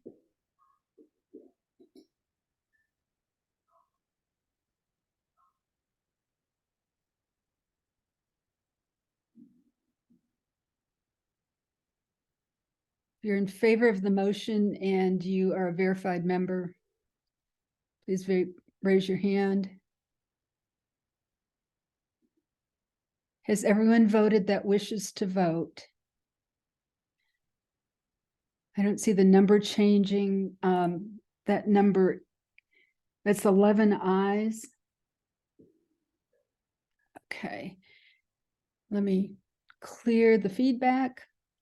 If you're opposed to the motion to recommend approval, please raise your hand.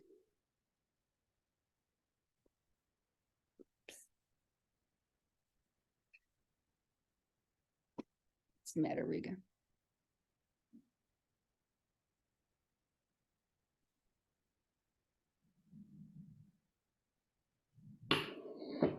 Hey, oh, the number's still changing. Is everyone voted that wishes to vote? Okay, I'm going to close the voting. I see 25 nays by a vote of 11 ayes and 25 nays. The motion does not carry. Madam Chairperson, may I ask a question of the board, please? Okay. I'd just like to simply ask, why am I receiving so much scrutiny when 2 blocks down, there's a strip club that's operated in the same vicinity, and I'm offering a restaurant? So I'm interested to pose that question. There are several strip clubs on Cheshire Bridge. Which one are you referring to? Onyx. Onyx. That one did also receive a good bit of scrutiny at the NPU meeting.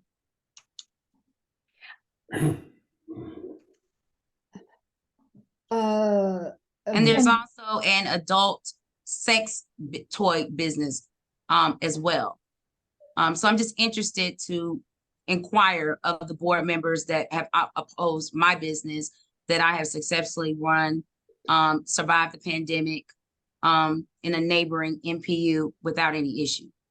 Debbie, And these are statements that are verifiable, just not my opinion. But if you do your due diligence, then you can notate that.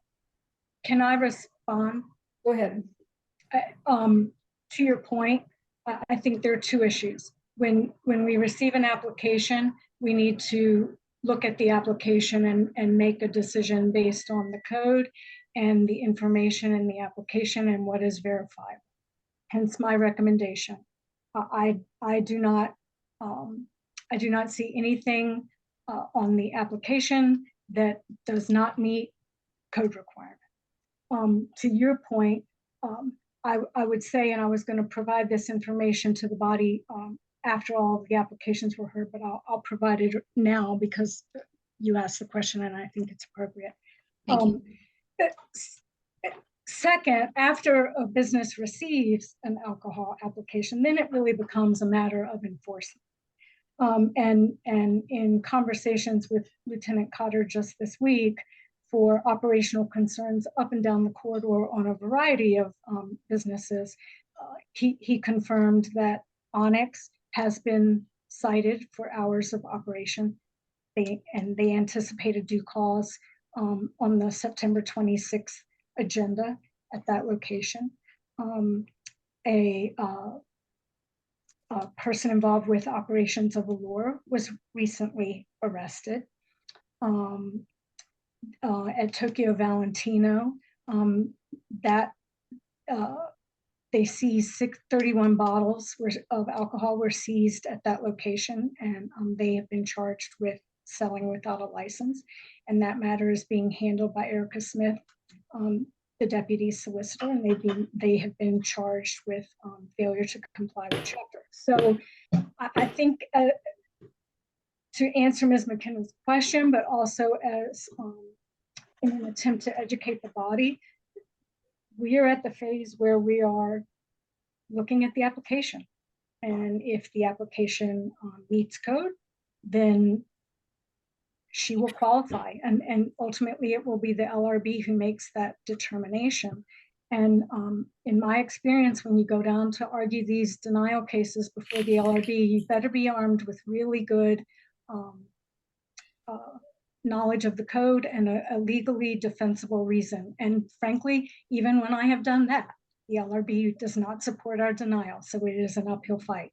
So my advice to the body would be, if there are operational concerns, should Ms. McKinnon be granted a license and there are subsequently operational concerns at this location, the proper way to handle it would be to call 911, get APD out to investigate.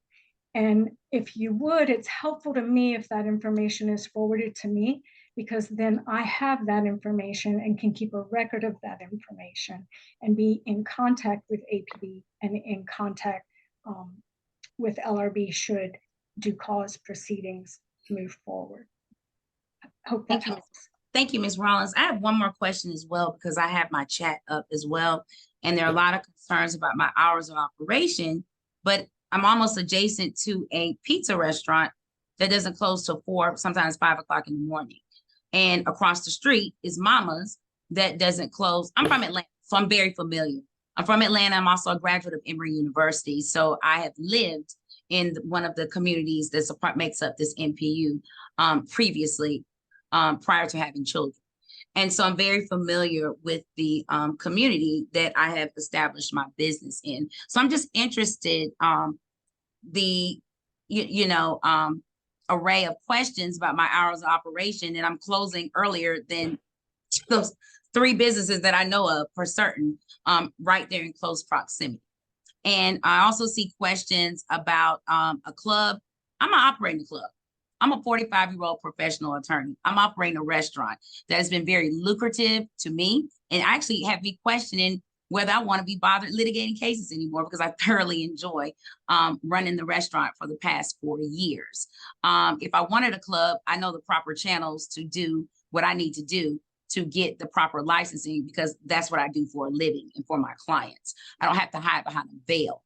So I have those hours of operation because it worked for my clientele. And as I stated earlier, I want to take advantage of the crowd that is going to be in that area, going to Onyx, going to Tokyo, and going to Knock Music House diagonally across the street from the building for which I've set up my business. So I'm just interested, because I'm seeing all these complaints in the chat. There were multiple questions about my hours of operation, but as I stated earlier, I'm closing earlier than those adjacent businesses.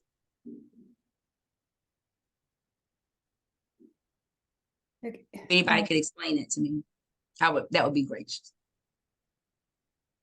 Because as I stated before, this is a business. I'd like the community support. I'd like for you all to come and see what I have invested in this business and be a part of it. All And right. I'm fully aware that even if I have those denials tonight, that I can still qualify to get my license. But I'd like to have a partnership with the community, and have you all patronize and enjoy what I put together in my business. So that's why I'm posing these questions this evening. Thank you. There are two hands raised. Jack, did you have comments? Yes, I'll be brief. Ms. McKenna, I understand that it stings to see this vote, and I'm personally kind of disappointed to see it. But be that as it may, you went to Emory. You grew up in Atlanta. You know the quote Atlanta way, and all I can say is that about 20 months ago, in this very NPU, which I think is full of very smart, considerate people, there was a vote of 500 and something to 6 against a restaurant just down the road for you, which a month after that, unanimously, on a unanimous vote at the LRB, received their license and is operated, to my knowledge, at least according to the police that we've asked, without significant incident ever since. I am hopeful that everything will go smoothly and that everything will be fine. And I wish you luck. And I think there are a lot of people here that do. So I know it stings. I would just say move on, and we'll see you at the club. Thanks. Okay, there are two other hands raised. Nathaniel Hodges. Hi, I think, we are taking this vote because we're basing it on the information that we have received, and that and in part, you have answered your questions very well. I think that we have concerns about the late night hours. We see more and more businesses on Cheshire Bridge that are opening late night hours, in spite of this community becoming more and more family friendly and being surrounded by more and more residential communities. So our concern is just that we want our community to continue to reflect the evolving neighborhood that surrounds it, which continues to want more operations that aren't so focused on late night engagements and late night hours. So I think the hours are a concern for us.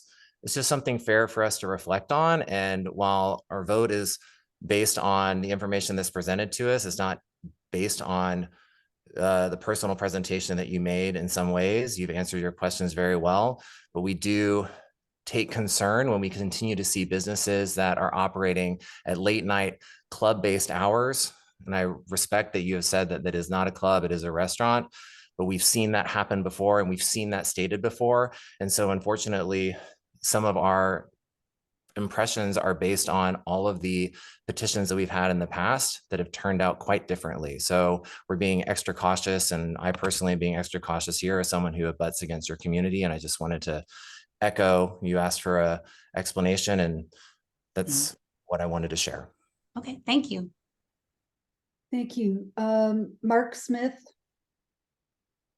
Yeah, I actually think the last gentleman, said it well. I mean, the area around Cheshire Bridge, with the expansion of the neighborhood and the townhouses over there, is becoming more of a family environment, not a late night club restaurant environment. I would be willing to bet, and this is just one person's assumption here, that if there was any chance to vote against Tokyo, Valentino, and Onyx, that the neighborhood would come out in, overwhelming force to try and get rid of those, those two establishments. You say you want, their patrons to hang around, and that's the patronage, I think, that is causing some of the consternation. They're routinely, parking down in the neighborhood, going to bathroom in people's yards, and just things that happen, even if they come out of a restaurant, at 1 and 2 a.m. and even midnight on weeknights. And we want this to be a family, it's a family neighborhood. And that's what, at least from my personal opinion, I would like to see more establishments,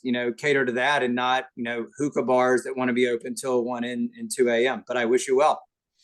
Hopefully just not here. I'm not a hookah bar, and I've made a great investment. As I stated earlier, if I wanted a hookah bar, if I wanted a club, unlike some of your other applicants, this is what I do for a living. I know the proper channels to do it.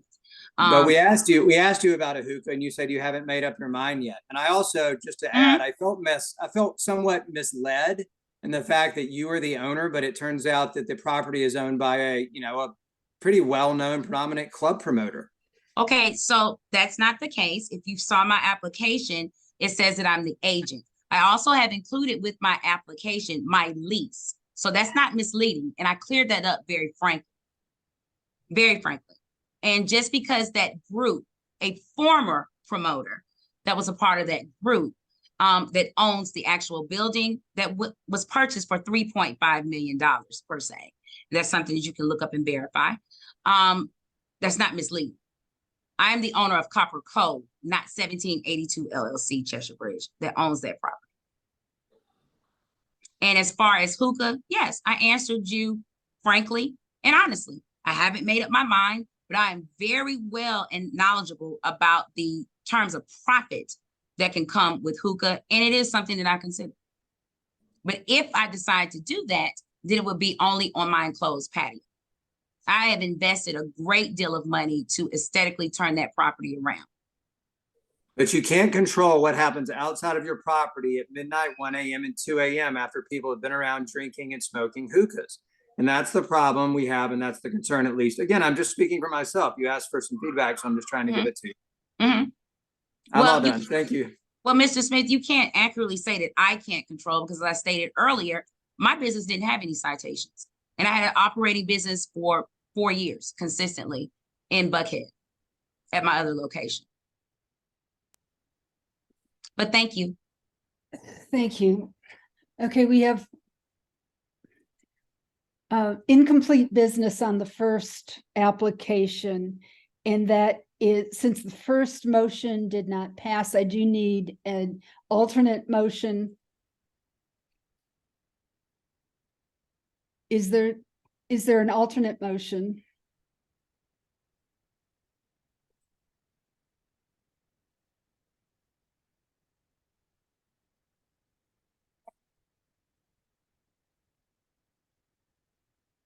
Folks, there were 18 votes that were opposed to the application. Will one of you want to make a motion to oppose the application? Francis Johnson, your hands. I move that we oppose the application for Copper Cove. Okay, is there a second? I second.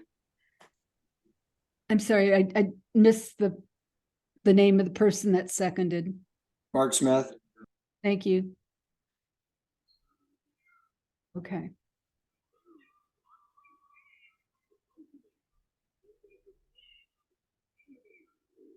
Sorry, I have to take notes. Okay.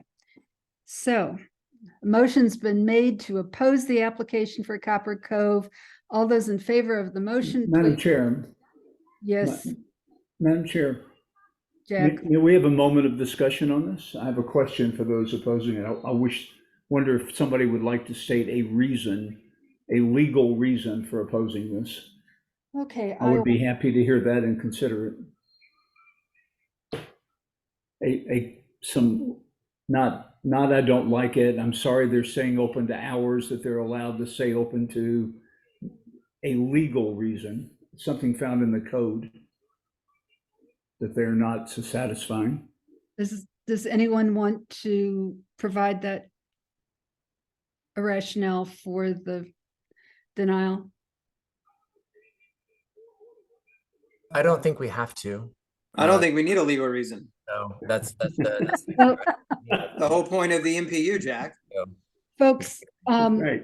I let me note that when I sign the form that goes down to the LRB with our recommendation, it does help to say why we denied an application. Many NPUs don't do that, and it does help both the APD and the LRB have a better. Madam Chair, I'm perfectly happy if the chair indicates that the opponents had no legal reason and didn't feel that they needed one. If that's accurate, and I believe it is, then I believe that that's what the chair should say. And since there's none have been articulated, I think that would be entirely accurate. I'll have to think about that, Jack, because there were some other reasons stated they might not be legal and directly addressed in the code, but they certainly are legitimate. And I think all of the issues are legitimate for people that reside near this Madam Chair, I'm not saying they're not legitimate. I'm saying No, they're Jack, not I understand. code-based. That's all. I understand, and I really don't want to debate this much longer. Aaron Payne, is there something that you wanted to add? Yeah, I think someone just put it in the chat, which is many of the participants here are not lawyers. They're not going to be able to cite code sections for you on what the issues are. I think everyone has been very articulate in indicating what their concerns are. If you're asking us to go hire a lawyer so that we can put a citation to it, then we can do that. But I think there have been a number of issues that at least question the credibility of some of the application information. Is it a hookah bar? Is it not? Is there live music? Is there not? There's not decisions on any of these things. So it's hard to support something that we don't know what it's going to be. Well, there actually have been decisions. I was very frank. I'm not a hookah bar, I'm a restaurant. The option of providing hookah is still up in the air. I know the profitability market in the metro area involving hookah. If I decided to have hookah in the establishment, it would be solely in a restricted area in the patio in the back. But I'm not a hookah bar, I'm a restaurant. And I believe your second question, live entertainment, I was very clear about that. Didn't have live entertainment at my other location. There's no plan to have live entertainment at this location. But of course, the lawyer in me is going to leave the door open on an application in the event and to be determined if live entertainment has the opportunity to occur, that I could have it in my establishment without having to go through a number of different extensive processes. But that hasn't been my formula before. I don't have any need. I don't even have, if you're welcome to come over and visit my facility, I don't even have anything set up to engage and have and host any type of live entertainment. Okay. So I've been very direct. I haven't been misleading. I haven't been ambiguous. I've been very direct. And if you still have questions, I don't have any problems providing with any clarification or further clarification, because as I stated earlier, I'm fully aware that I don't need your support to get the license to operate my business, but I want your support. Nobody wants to open up a business in a community and be at odds with the members of the community, because a business is brought to be a jewel or an asset to the community. So that's why I'm present today, to answer any questions, because I am an attorney, I can also get into some of the legal questions, as one of your members that inquired about legal basis for your opposition, if you had it. So I'm an open book for you this evening, and also standing here as an officer of the court. And as I stated before, this is my business. If I wanted, this is my legal profession. I provide these type of services to my clients. So if I wanted for my business to have a club or a hookah lounge, I don't have to hide behind a veil. I know the proper channels to set up that paperwork. And Ms. McKinnon, I would agree that you've been very open and upfront about your plans for the business, and I do appreciate that. But I'm going to ask not to really drag this out much longer. I don't think it's going to change any votes one way or another. I do see 2 hands raised. Well, Aaron's just went down. Jeremy Patton, is there anything that you wanted to add? And I'm going to ask you to be brief. No, Debbie, I'd just like to move on with the vote so we can get on with it. Thank you. Okay. I concur. A motion's been made. It's been properly seconded to oppose the application at Copper Cove. And once again, this is the inside. It's not the additional facility. All those in favor of the motion, please raise your hand. And the way you raise your hand is by clicking on the reactions tab, which is found at the bottom of your screen.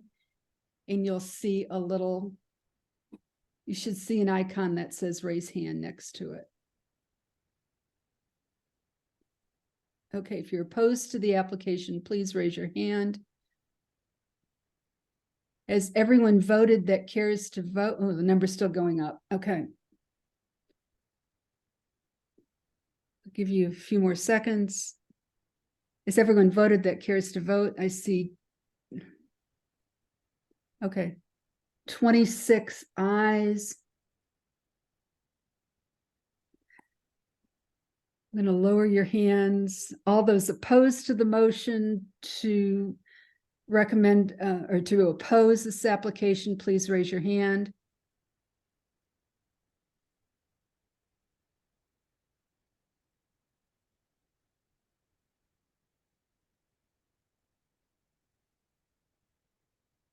If you're opposed to the motion, please raise your hand.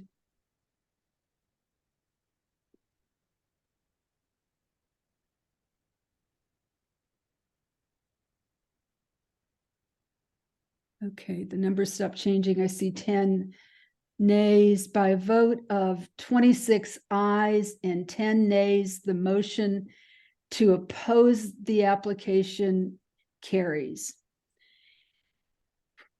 Next, we have an additional facility at Copper Cove. Is there a motion? And let me lower your hands. Does someone want to make a motion for the additional facility? This would be the patio, the enclosed patio. I'll move to recommend support. I second. Okay, that's Kay and Jack. Okay. Let's go right to a vote for all those in favor of recommending support of the additional facility application at Copper Cove. Please raise your hands.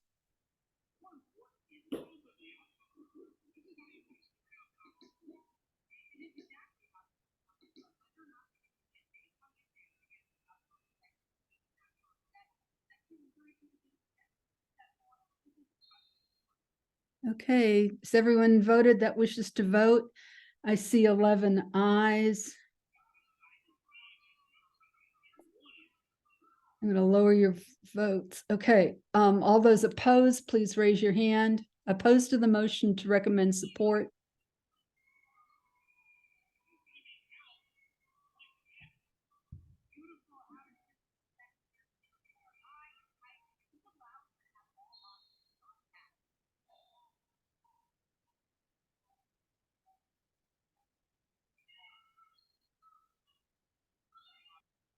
I hear some background noise, so if you're not muted, please go ahead and mute.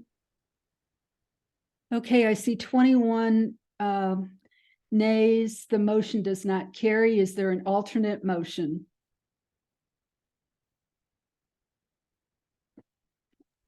This is Nathaniel Hodges. I motion.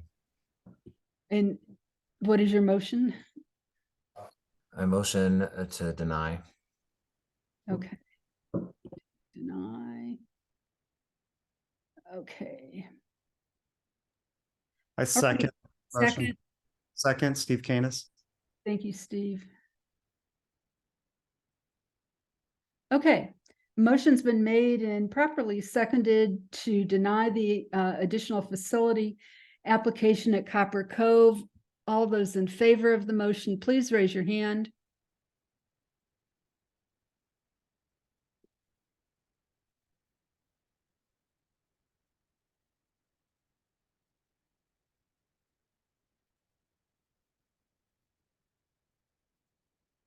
Please raise your hand. Has everyone voted that cares to vote? Number keeps moving, so, okay, I see 23 ayes. Let me lower the votes. And if you're opposed to the motion to recommend denial, please raise your hand.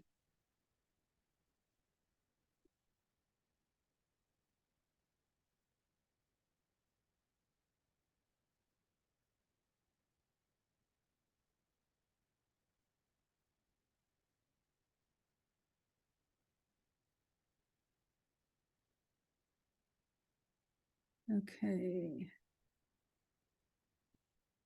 The number is not changing. That's 9 nays. So by a vote of 23 ayes and 9 nays, the motion carries.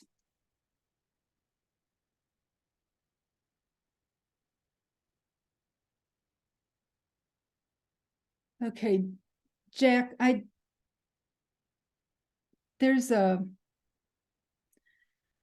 received a comment that you voted both for and against the last motion. Do you want to clarify your vote, please?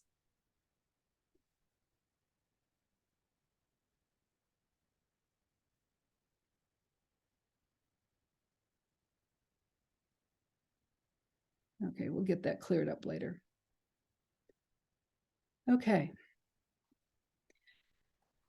All right, we're going to move on to the next application. This is V2353-885 Highland Terrace Northeast. Applicant seeks a variance to reduce the west side yard setback from 7 feet to 0.5 feet. Is the applicant present?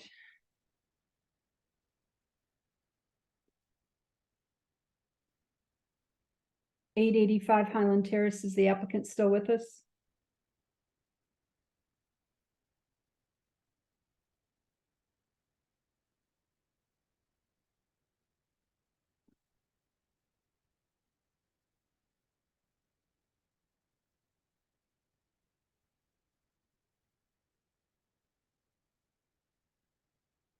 Last call, V2353-885 Highland Terrace. Okay. We're going to move to the next application, which is V2314. This is an amended application at 1832 Monroe Drive Northeast. The applicant seeks a variance to increase the lot coverage from 50% to 56.9% and a special exception to exceed the maximum limit of 1/3 of the required front yard being paved. And the site plan has been amended and was attached to the agenda. Is the applicant present? Good evening, Madam Chair. Adam Rosen for the applicant. Yay. Do you want to give us a brief overview of your project? Sure, be happy to. Thank you, and good evening. This is 1832 Monroe Drive. This is about 0.17 acre home on Monroe. Correctly stated, the variance now is to allow the increase in impervious from 50 to 56.9. The current impervious surface percentage at the property is 70%. So we've significantly reduced from that, and that has developed over the course of this application. We've met on site with Piedmont Heights and some of you, and we appreciate Bill and the others for the time that they've spent on this application to do that and give us a chance to continue to work on things. I'm going to share a couple of items on my screen if I have permission to do so. Could be two. Oh. There you go. Now you can do that.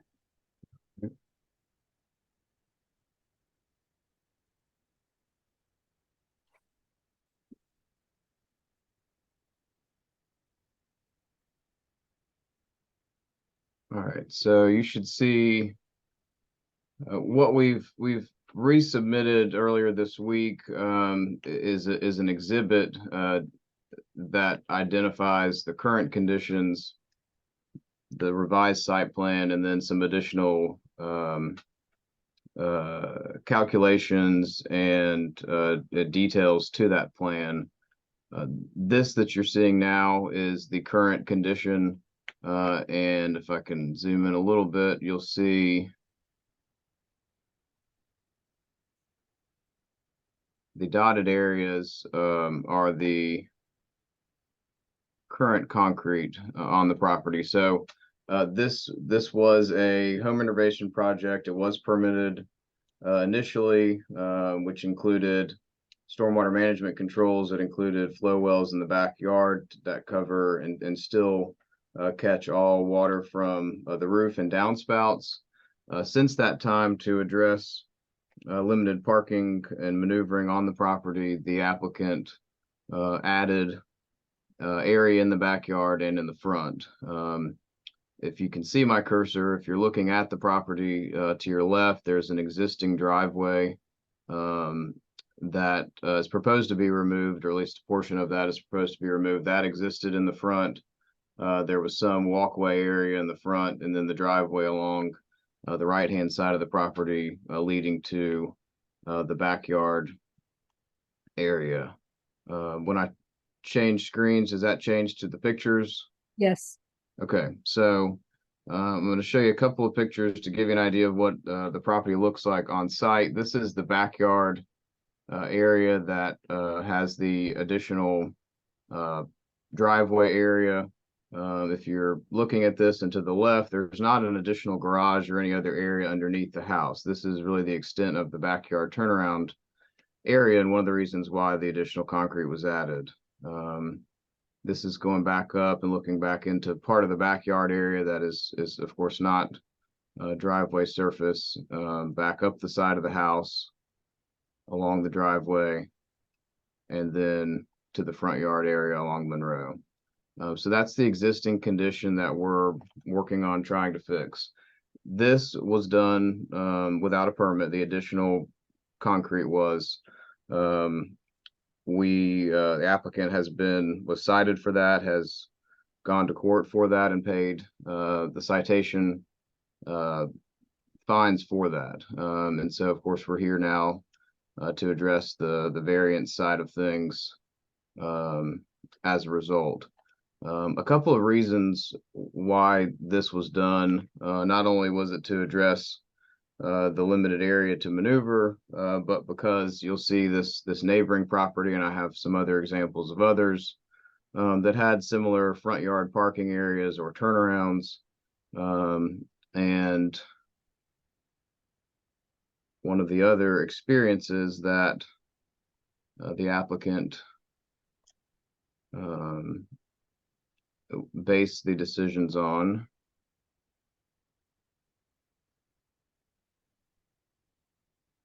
shown in this video. This is a property down the street on Monroe, also owned by the applicant. Does the video play when I play it, or is it just a still screen? No, it's playing. Okay. And that's something that we've discussed, the safety concern on Monroe and the concern of backing into Monroe Drive. Our goal and our hope that you'll consider that is not only just to say, well, everybody has to deal with this same issue on Monroe, but also to consider that this is actually potentially providing a solution to that. And I know that you all are familiar with the area. If you want to, I can show some, but there are other examples of front yard parking and driveway areas. The request is down to the 56.9%. This provides a solution to get us from what currently is well beyond that at 70%. And I know that's something that we can all agree on. We did send out letters to neighbors. We have not received any calls or emails from those. We did unfortunately receive a recommendation of denial from Piedmont Heights. I will point out a couple of things, and then the feedback on our revised plan from our city planner was positive and appreciative of the reduction in impervious surface. I will point out that unfortunately at the time that we were in front of Piedmont Heights, we did have the revised site plan, which is this one here, but we didn't have the level of detail that the engineering group was able to provide at this point.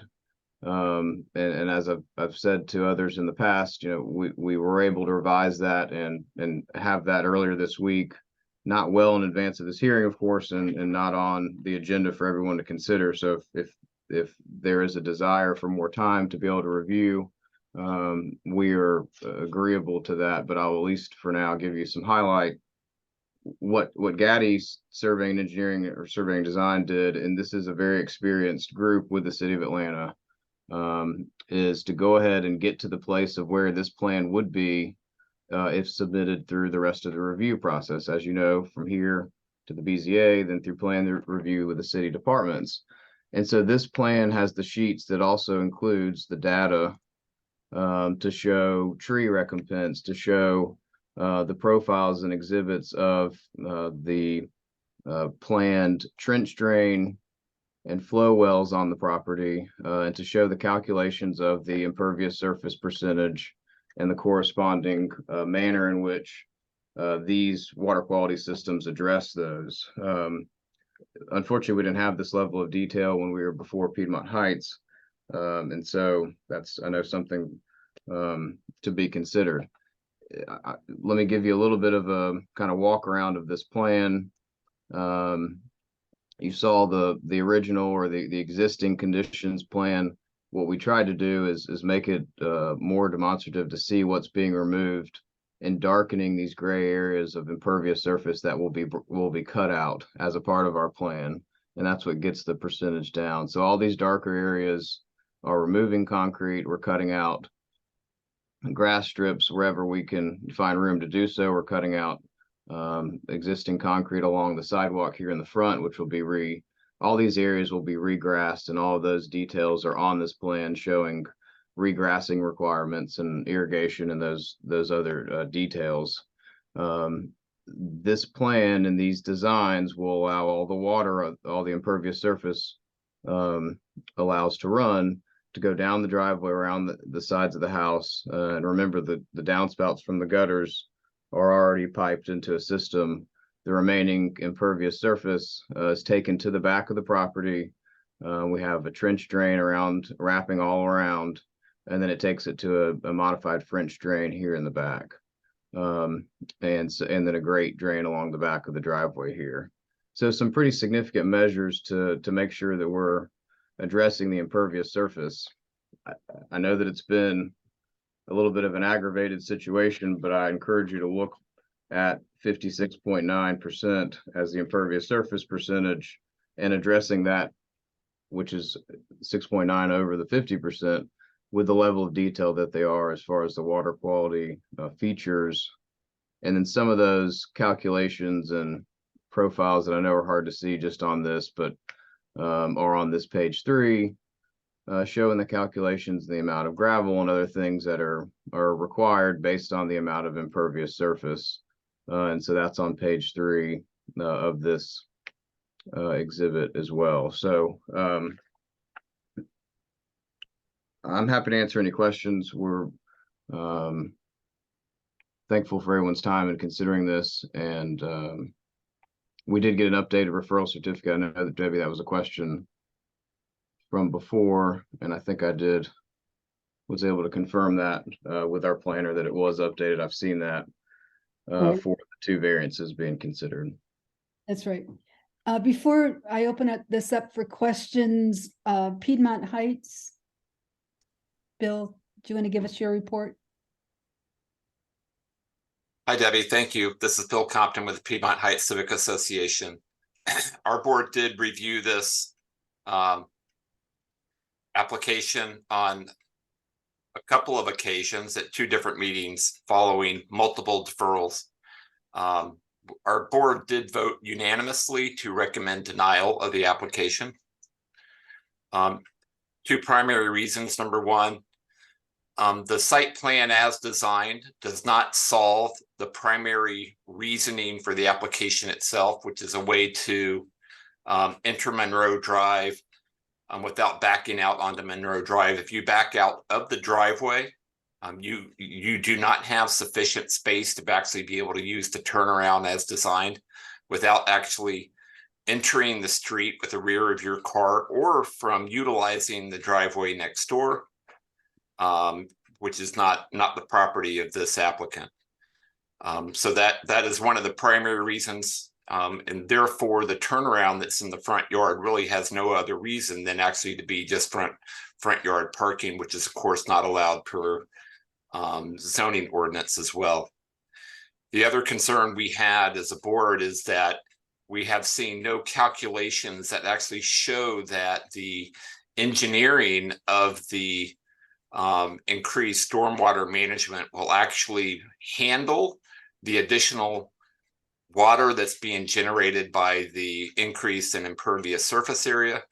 I would thank the applicant for at least providing now additional construction information in terms of how the impervious areas are to be constructed, which was not available to us at the time we considered this application.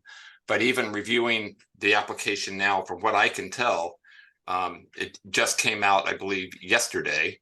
I do not see significant information in it that gives us confidence that the stormwater management is sufficient for the additional impervious area that's been done. Finally, this house was purchased by the applicant without sufficient parking well knowledgeable that about the parking situation that was there. So it's hard for us to consider this to be a hardship when the house was purchased with that existing knowledge. So again, the Piedmont Heights Civic Association Board did vote unanimously to recommend denial of this application. Thanks, Bill. Can I say a couple things in regards to that? Okay.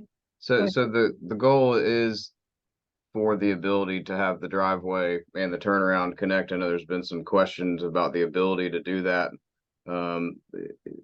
That's still something that is a hope, because that has been part of the desire, was to eliminate or at least try to solve that problem of backing out into Monroe. The other problem that this does solve is allows when you've got as small as that area is in the backyard, when you have even 2 cars back there, any car that's dropping off or delivering, or any additional car coming to the property, it can't turn around in the backyard area. And you saw the pictures of how small it is.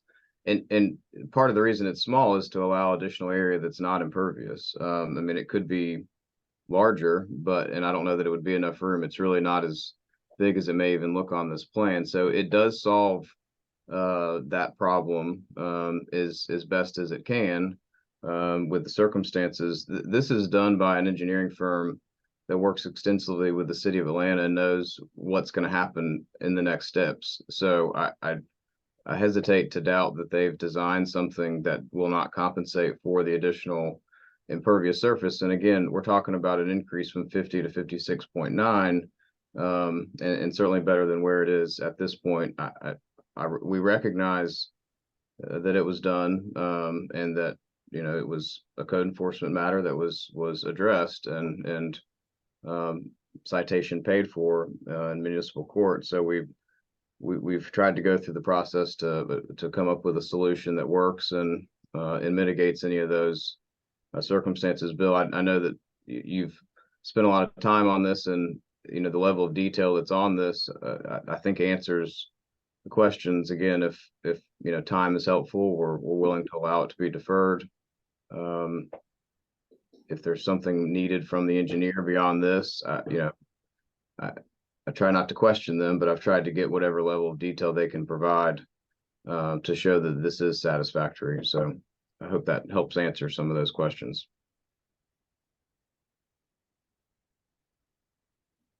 Okay, are there any questions for the applicant? Jack, you have your hand raised. Yes, actually, I have a question more for Bill, which is, this has certainly gone on a long time, and that's become an issue. Patience has become an issue, but Bill, I think you stated it right. You did not have the late arrival. Sir Adam did not help that piece. It's been around a while. It would have been nice to get it into them so they had time to to do their own calculations. So Bill, I know I'm inclined to support whatever Peachtree Piedmont Heights wants to do. If you're willing to put this off a little more, I think it would be interesting to have a good hard look at their numbers. I know Chip started to do that, and I started to do that today under time pressure. I would like to do it a little more leisurely and see, maybe ask a question of Gaddy, but that's up to you, Bill. If you're ready if Piedmont Heights is ready for this to be done, I will certainly personally support whatever Piedmont Heights wants to do, but I wonder, it's really up to y'all. For me, in my perspective. Thank you, Madam Chair. Thank you, Mr. White. Sean Brown, go ahead. Thanks, Debbie. My question was for Adam. It looks like in that first picture that you had that running along the driveway, there appeared to be a corrugated drainage line. Is that coming off the roof, or did I see that incorrectly? I don't know where that's running from. It does look like it's coming off the roof, but I know that the connection back to the the flow wells is in the back. I don't think that I can see in the picture where it connects to, but it does look like it's connected to one of those additional gutters for that front roof over the porch. So yes. Okay, thanks, Adam. Yeah, the first picture, and I'm sorry, the first picture I have just shows back from the corner. It doesn't show where that actually runs to. And I'm sorry that we've got the front and the back, but not the middle there to show where it goes.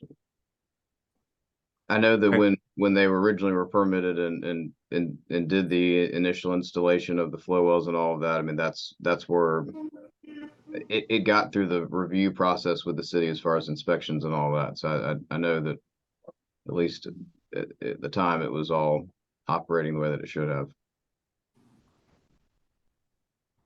Okay, thank you very much. Sure, thanks. Okay, thank you. There are a couple questions in the chat.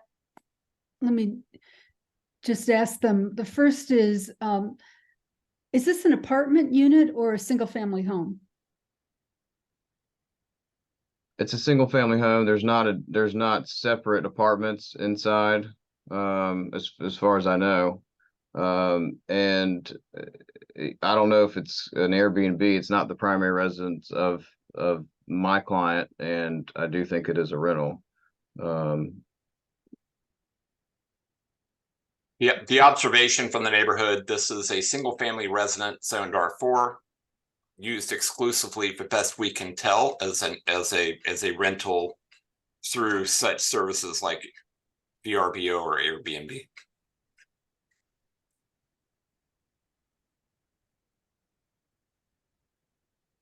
Okay.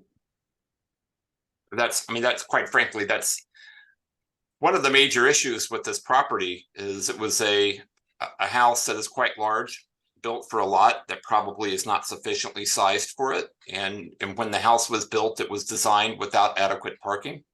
The applicant purchased it as a large house on a very small lot without adequate parking, an adequate space to turn, or an adequate method to be able to turn a car around prior to entering onto Monroe Drive. And that's what they're trying to solve. Even though, they bought the house with full knowledge of those limitations.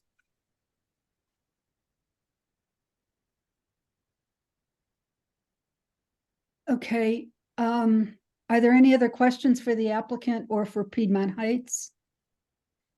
If not, is there a motion from somebody? Debbie, this is Bill Compton with the Piedmont Heights Civic Association. I would like to make a motion to recommend denial of this application. Okay, is there a second? Yeah, I'll Debbie, this is Jeremy Patton. I'll second. Thank you, Jeremy. Okay, any questions regarding the motion? Motion's been made. It has been properly seconded to recommend denial of V2314 as amended with the revised referral certificate. Sheila Meyer, your hand is raised. Do you have a question? Sheila? Hello, Sheila? I'm sorry, I was just trying to raise my hand to vote. My bad. Oh, okay. I'm going to lower your hand. And then since there are no questions, I'm going to call for a vote. All those in favor of the motion to recommend denial, please raise your hand.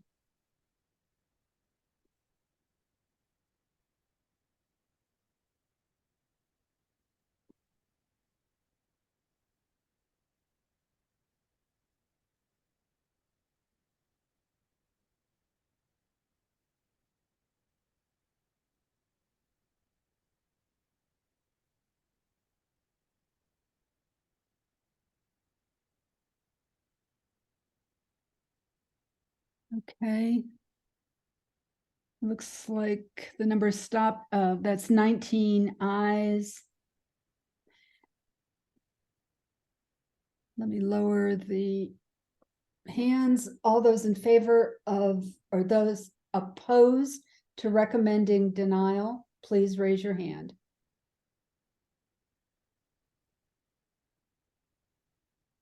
If you're opposed to recommending denial, okay, there's 2 people that are waving their hands. Those don't count because they disappear. There we go.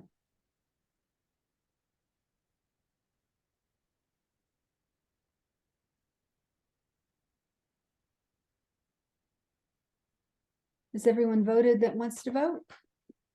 Okay, I see 2 nays. By a vote of 19 ayes and 2 nays, the motion to deny carries. And we'll send that recommendation to the BZA. Before we move on to. Thank you, Madam Chair and Board. Thank you, Adam, for being here tonight. Take care. Thanks.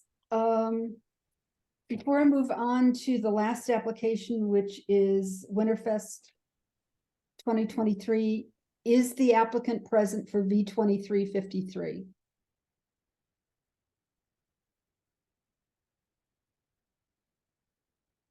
Is the applicant present?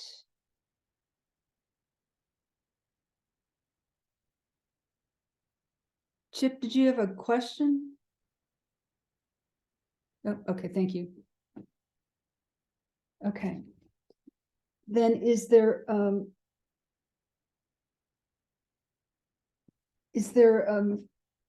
any objections to deferring this application until they come to the meeting?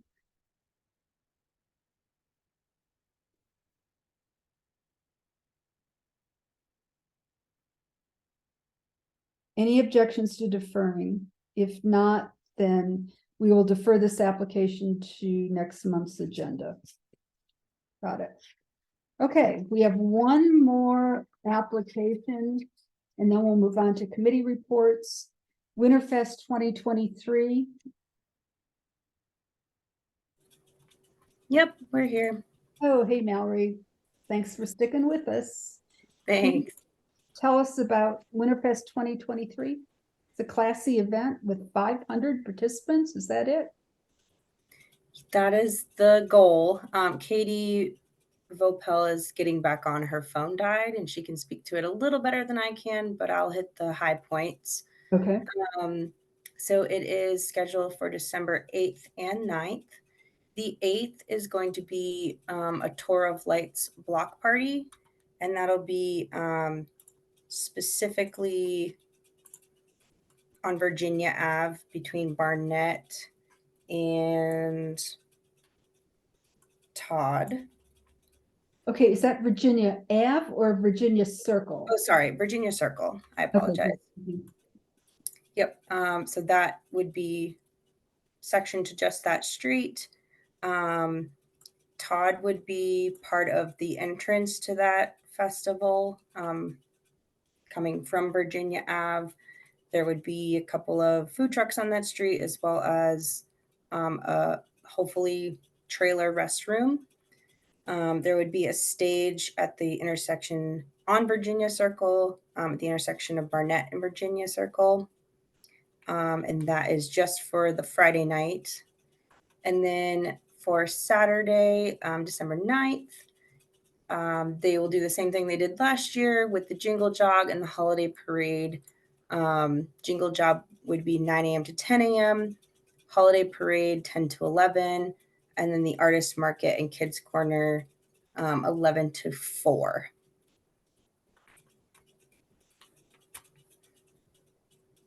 Anything else? Like I said, I think that hits the high points. If there's anything else I can dig into, I definitely will be happy to. I've really had some trouble with this application. I am the one-person special events chair. Okay. I was thrown off by the number of participants, only 500. Is that 500 at a time, or is that for the entire event? So I believe it's per night. I haven't attended this event in the past, which is why I was hoping Katie would pop on here. But this was based on the application that was submitted last year. That number was expected to be the same this year. So if it's per night, then that would be like 1,000 people. Sure. I was asked to submit 2 separate applications for this. So like the assembly for Saturday and then the event permit for Friday. Okay, and that's what threw me off. It took me a while to figure out exactly what had been done. This particular application, is it only for the events at Virginia Circle, or does it include the stuff that's going on at Lanier Boulevard? It should include everything. So the way that, I mean, this was a different way the city had asked me to do this. I usually just do everything in one application. They basically had me do this twice. I guess what they put in here was bits and pieces. Look, I'm going through it now, like the emails back and forth about what it was, but it should be both events. I mean, it says on the event application, both dates. Yeah, it is my my idea that this is both application or both event dates. Okay. And will Virginia Circle have vendors or a stage on Saturday? No. Okay. And you said there are food trucks that'll be on Todd on Friday night.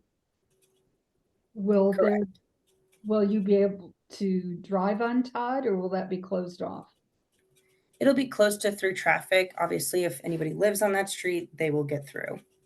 Okay, well, Todd's not so much the issue. It's those of us on Rupley. Todd's our only way in or out. So please don't block Rupley.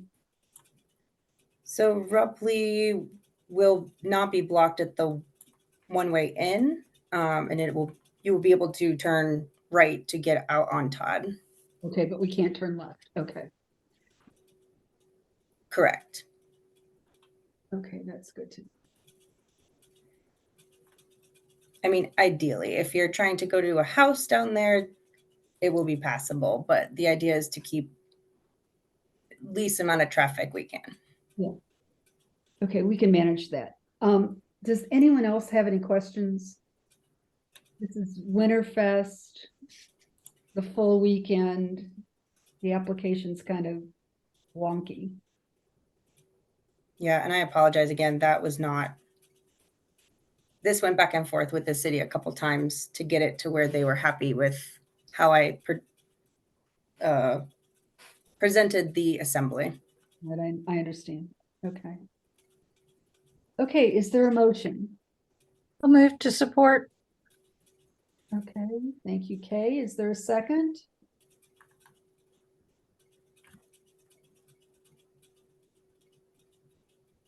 Someone want to second that motion to support?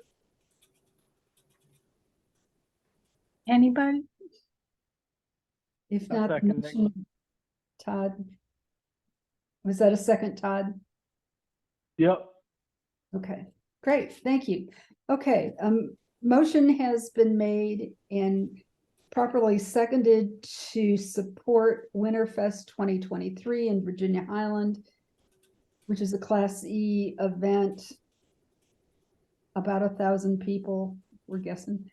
All those in favor, please raise your hand.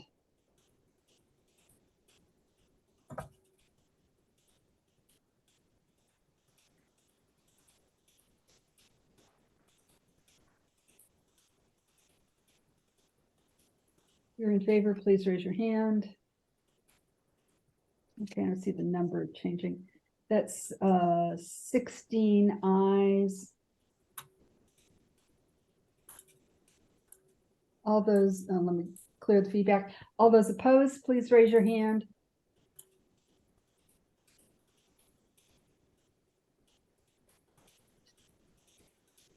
I don't see any hands raised. By a vote of 16 ayes and 0 nays, the motion carries. And Mallory, I'll send a form to Mose. That concludes all of our applications. For those of you that were here, thank you so much for working with us tonight. The next thing on the agenda is Doug Young in the planner's report.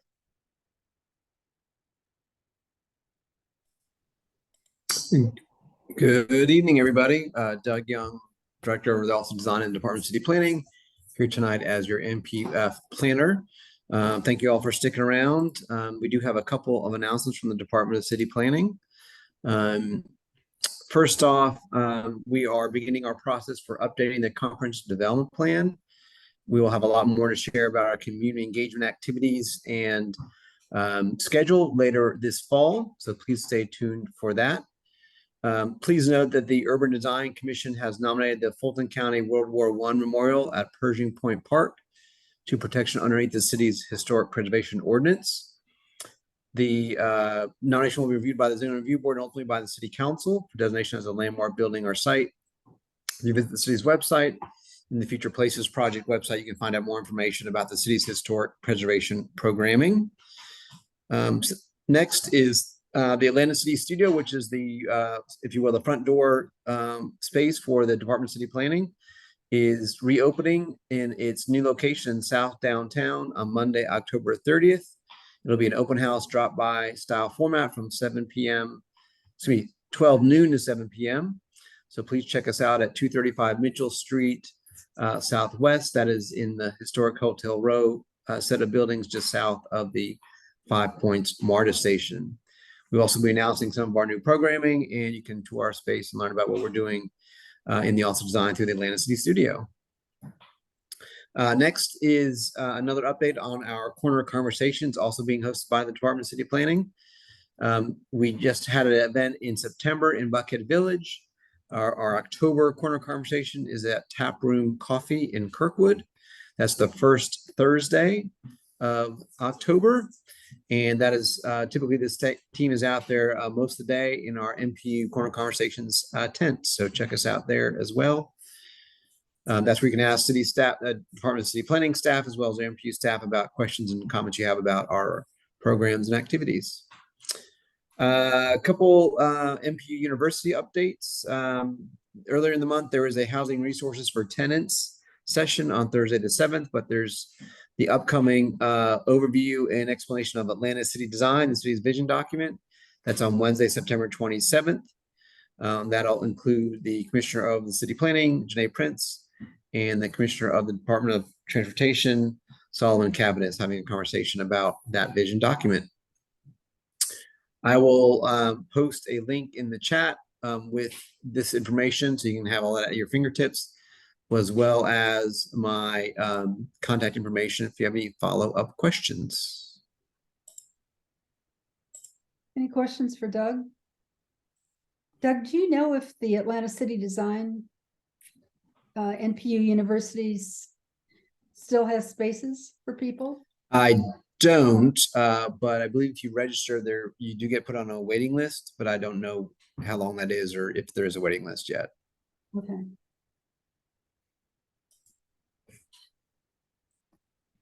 Alrighty. Any questions for Doug? Okay. Thank you for the report.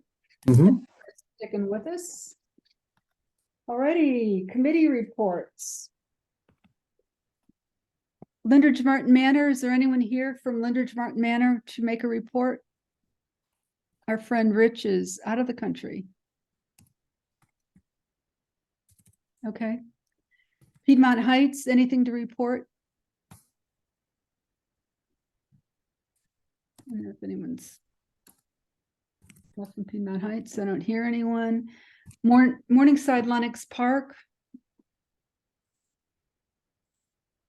Any reports? Okay, it's not that late, guys. Virginia Highland. Debbie, I see that Alex was here earlier, but I think he has left the meeting. So I'll just let everyone know that Virginia Highland did hold elections for the new board. All of the incumbents who were running were reelected.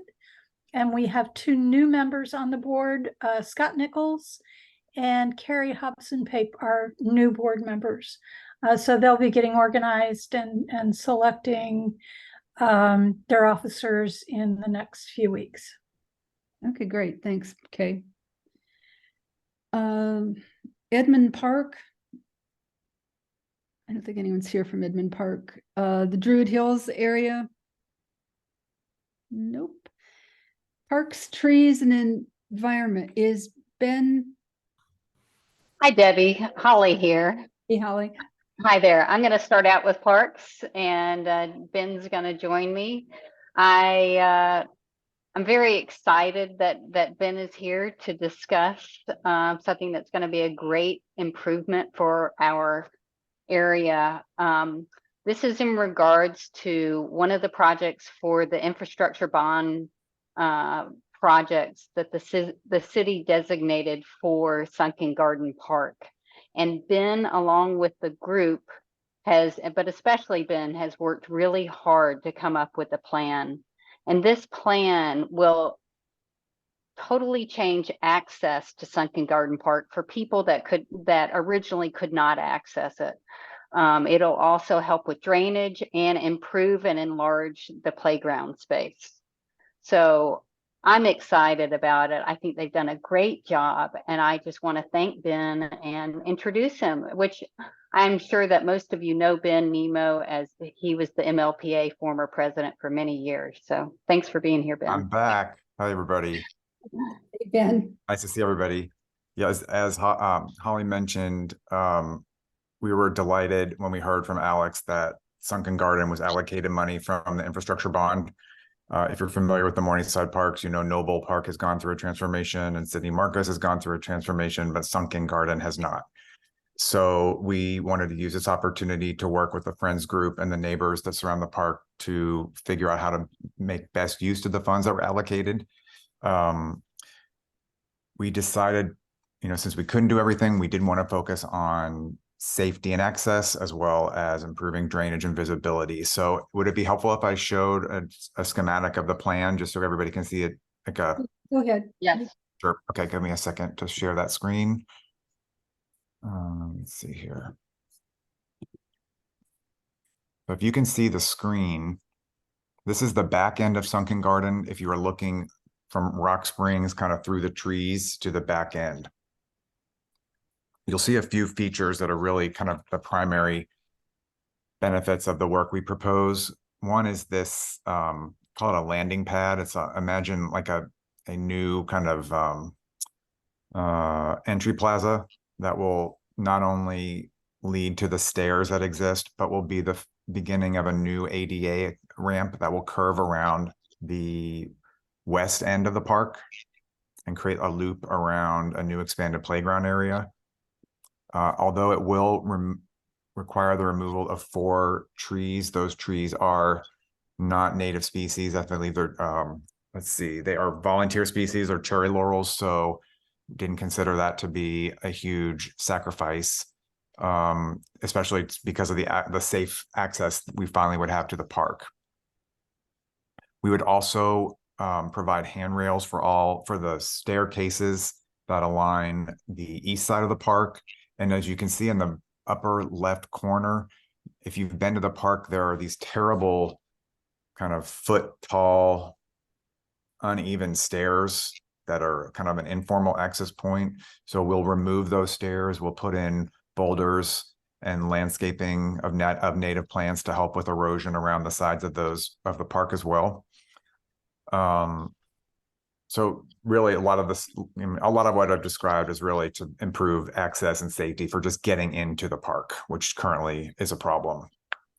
The second area of improvement would be around drainage, and that would be by replacing the existing playground pads with new expanded raised mulch pads.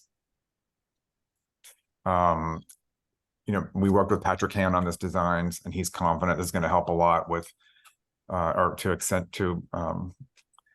with the drainage issues. We've already put in retaining walls. We've already put in improved drainage, but this will just be another step given the name of the park is Sunken Garden. We do encounter the moisture problems that come as a result. Those are really the highlighted kind of, focus areas of this plan. We couldn't do it all, so we decided to focus on getting the bones right, which would allow us to then perhaps go back to the community, just as Noble and City Marcus did, to do a capital raise, perhaps for new playground equipment. But there will be some other aesthetic improvements in terms of landscaping, removing some of the lower brush on East Rock Springs for improved visibility. There'll be some new benches, and we will power wash the playground equipment to make sure it gets a little bit of a freshening up. We did circulate this plan to all the homes that kind of live around the border of the park, say like the 20 or so homes that would be closest to it. We only got compliments, and one asked to make sure we did have a plan for the erosion, which I just mentioned through the boulders and the landscaping. So we're really pleased with it. We think it'll make the most of the budget that's coming our way. We did want to thank also the MLPA because they helped pay for the design work last year. And then just working with the Friends group and the neighbors, we're at the point where, if approved, we would be able to get the work underway. Patrick estimates this is about a 3-month project. So ideally we'd be done by spring. Great. And Ben, the playground area is actually expanded as well, is it not? That's right. And meanwhile, you've expanded it, but there's still an open field for open play and We exploration. talked a lot about that field and if we should do something with it, but in the end, that really is one of the unique features about the park compared to the other parks in our neighborhood. So we didn't want to encumber it anyway with additional structures or paving or stones or anything that might prevent the current usage of open space for baseball or practicing soccer, because we do see that a lot in the park. Do you want to share the second page? So they can Sure. see? That's really more of the expanded view, which I can share, so you can get a sense for, let's see here. So if you can see that, you'll see here that's intact. And again, you'll see this, the lower left corner is where there's currently some stairs, but they're rickety. We're going to clean those up. We're going to put in a handrail, and then there is an access point in the bottom on the east side of the park, which is like the landscapers. It's like a vehicle entrance, but a lot of people do use it to walk down or currently roll a stroller down. It's very steep, but we're going to put a handrail there too as well. And now you'll have this ramp so that This somebody ramp in is a going to be I think it's, not only just to improve access, but it's going to be fun. It's going to make the park, I think, more visually interesting. It's come at a good time. Morningside just went back into the building. The elementary school is now back there. So we've got all the parents who walk their kids, twice a day passing by this park. So it's a great time to be doing the work. That's great. Yep. Anybody have any questions? Yeah, so MLPA did approve it in the August meeting. Debbie, as long as there's no major objections, I have an approval letter to send to you that I could then provide to Alex to know that the NPU is on board, and then we can just keep everybody posted on next steps. I know Patrick has kind of already designated a construction company, so once he gets the permits, he would be ready to go. That's great. Does anyone have any objections to supporting the Sunken Garden plans? Okay, I don't hear anyone and I don't see any hands raised, so just send over The letter. and I'll be more than happy to sign it and send it back. Thank you. Thank you. Awesome. Thank you for Thanks, your everybody. work. I'm excited. We'll keep everybody posted. Great. Thank you. All right. Good night. Yep, Good to see everybody. Thank you. Thank you. Thanks, Holly. Anything else from the Parks, Trees, or Environment Committee? Nope. You're on mute, Holly. So sorry. That's all we have tonight. Thank you. Thank you. Do we have an Education Committee report? And I didn't see Leah. Public Safety, Kay, is there anything that you want to report? Yeah, I'd just like to let folks know, some of you know that The Alcohol Technical Advisory Group has been meeting for about the last year and a half. Both Jane Rollins and I have served on that committee, and we have completed our recommendation document that was presented to City Council and accepted by City Council on, I believe it was September 7th. I have put a link to the recommendations in the chat, and for all those who are interested in the issues that we have with alcohol licensing, I would like to ask that you review that document. It is quite detailed and quite extensive in our recommendations, and you can provide feedback to atag@atlanta.ga.gov. Thanks. Thanks, Kay. I have a brief APAB report. I'm the voting member representing NPU-F. APAB has met twice since our August meeting. That's sort of a function of the calendar. The first meeting in August, there isn't anything significant to report. At the September meeting, Kay presented the ATAG 3 recommendations to the members of APAB. And for those of you that are not familiar with it, they're representatives from all 22 of the 25 NPUs were in attendance. Also, there was a presentation from planning on the CDP community involvement plans. It is fairly comprehensive. They are looking for feedback on the plan. Doug, I didn't see a link on the website for the plan itself. Is there a link? Do you know? A link for providing commentary? For the community involvement plan. Oh, no, there's not yet. We do anticipate having one up and going, as we noted at their first APAB presentation, coming back to APAB for additional comments as well. Okay, there was a presentation, so are they coming back? Well, we are anticipating coming back to APAB as well. Okay, cool. Alrighty. So I think the most significant addition to the plan is that it includes 50 community land use and neighborhood planning workshops hosted by each NPU. That is, each NPU would host 2 workshops specific to the NPU. That's very different than what we've done in the past. There'll also be some pop-ups, some walk and talk tours, and other events throughout the city. And the first phase of community input will start in February of 2024. If you're interested in seeing the complete plan and want to provide feedback, please send me an email and I can forward a copy to you. Also, APAB has been working through issues that were discussed at a strategic planning retreat held earlier in the year. Recommendations have been made to reduce the number of officers to 2. There's currently, I think, 6 officers. The new officers would be president and vice president, and also to reduce the number of committees down to 3, which I think would be much more effective for APAB. Rules of decorum have been finalized, and a policy for establishing and amplifying a unified voice has been drafted. We think that'll help APAB be a much more efficient, effective, and respected body.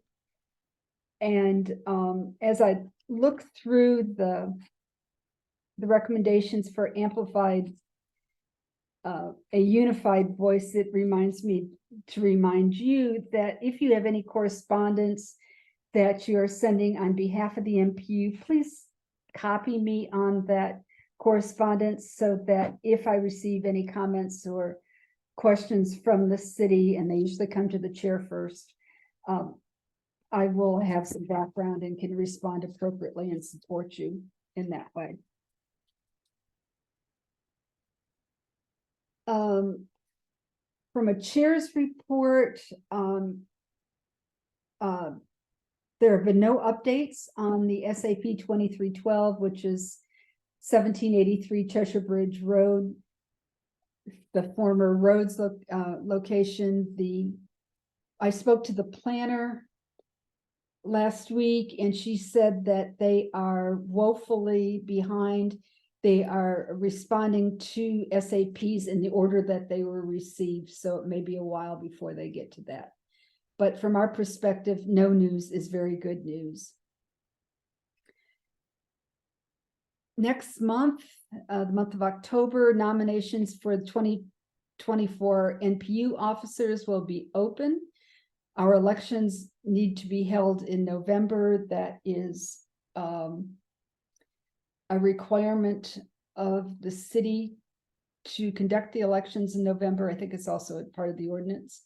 We will be seeking candidates for 3 critical positions. One for co-chair. Kay would like to step down from that and spend more energy on public safety. We are losing a co-secretary this year. Aruna is decided to move on, and also our alcohol chair, Jane, will be leaving us at the end of the year and moving to Virginia. And I'm still in denial that that's going to happen anytime soon. If you are interested in any of those positions or have questions about them, please send me an email. Music Midtown was held last weekend. I did see some comments about the event in next door. Have not heard a lot, which I think is good news. But if you have any comments about Music Midtown or any concerns about the operations, please send me an email. We do have another very big event coming up at the end of October. We have one more planning session for that, and I want to be able to convey concerns, and so that we can make the event even more palatable for residents. And a reminder, there are events almost every weekend at Piedmont Park. If your street becomes impassable during a special event, call 911 and also notify your street captain. They have contacts for the event organizers and the security leads and can help resolve some of those issues. And that's it from the chair and APAB. Is there any other business to come before the NPU tonight? If not, is there a motion to adjourn at 10:07? So moved. Thank you, Kay. Is there a second? Second. Second is Jane. Thank you all for being with us tonight. And for working with us through some difficult issues. We'll see you hopefully next month.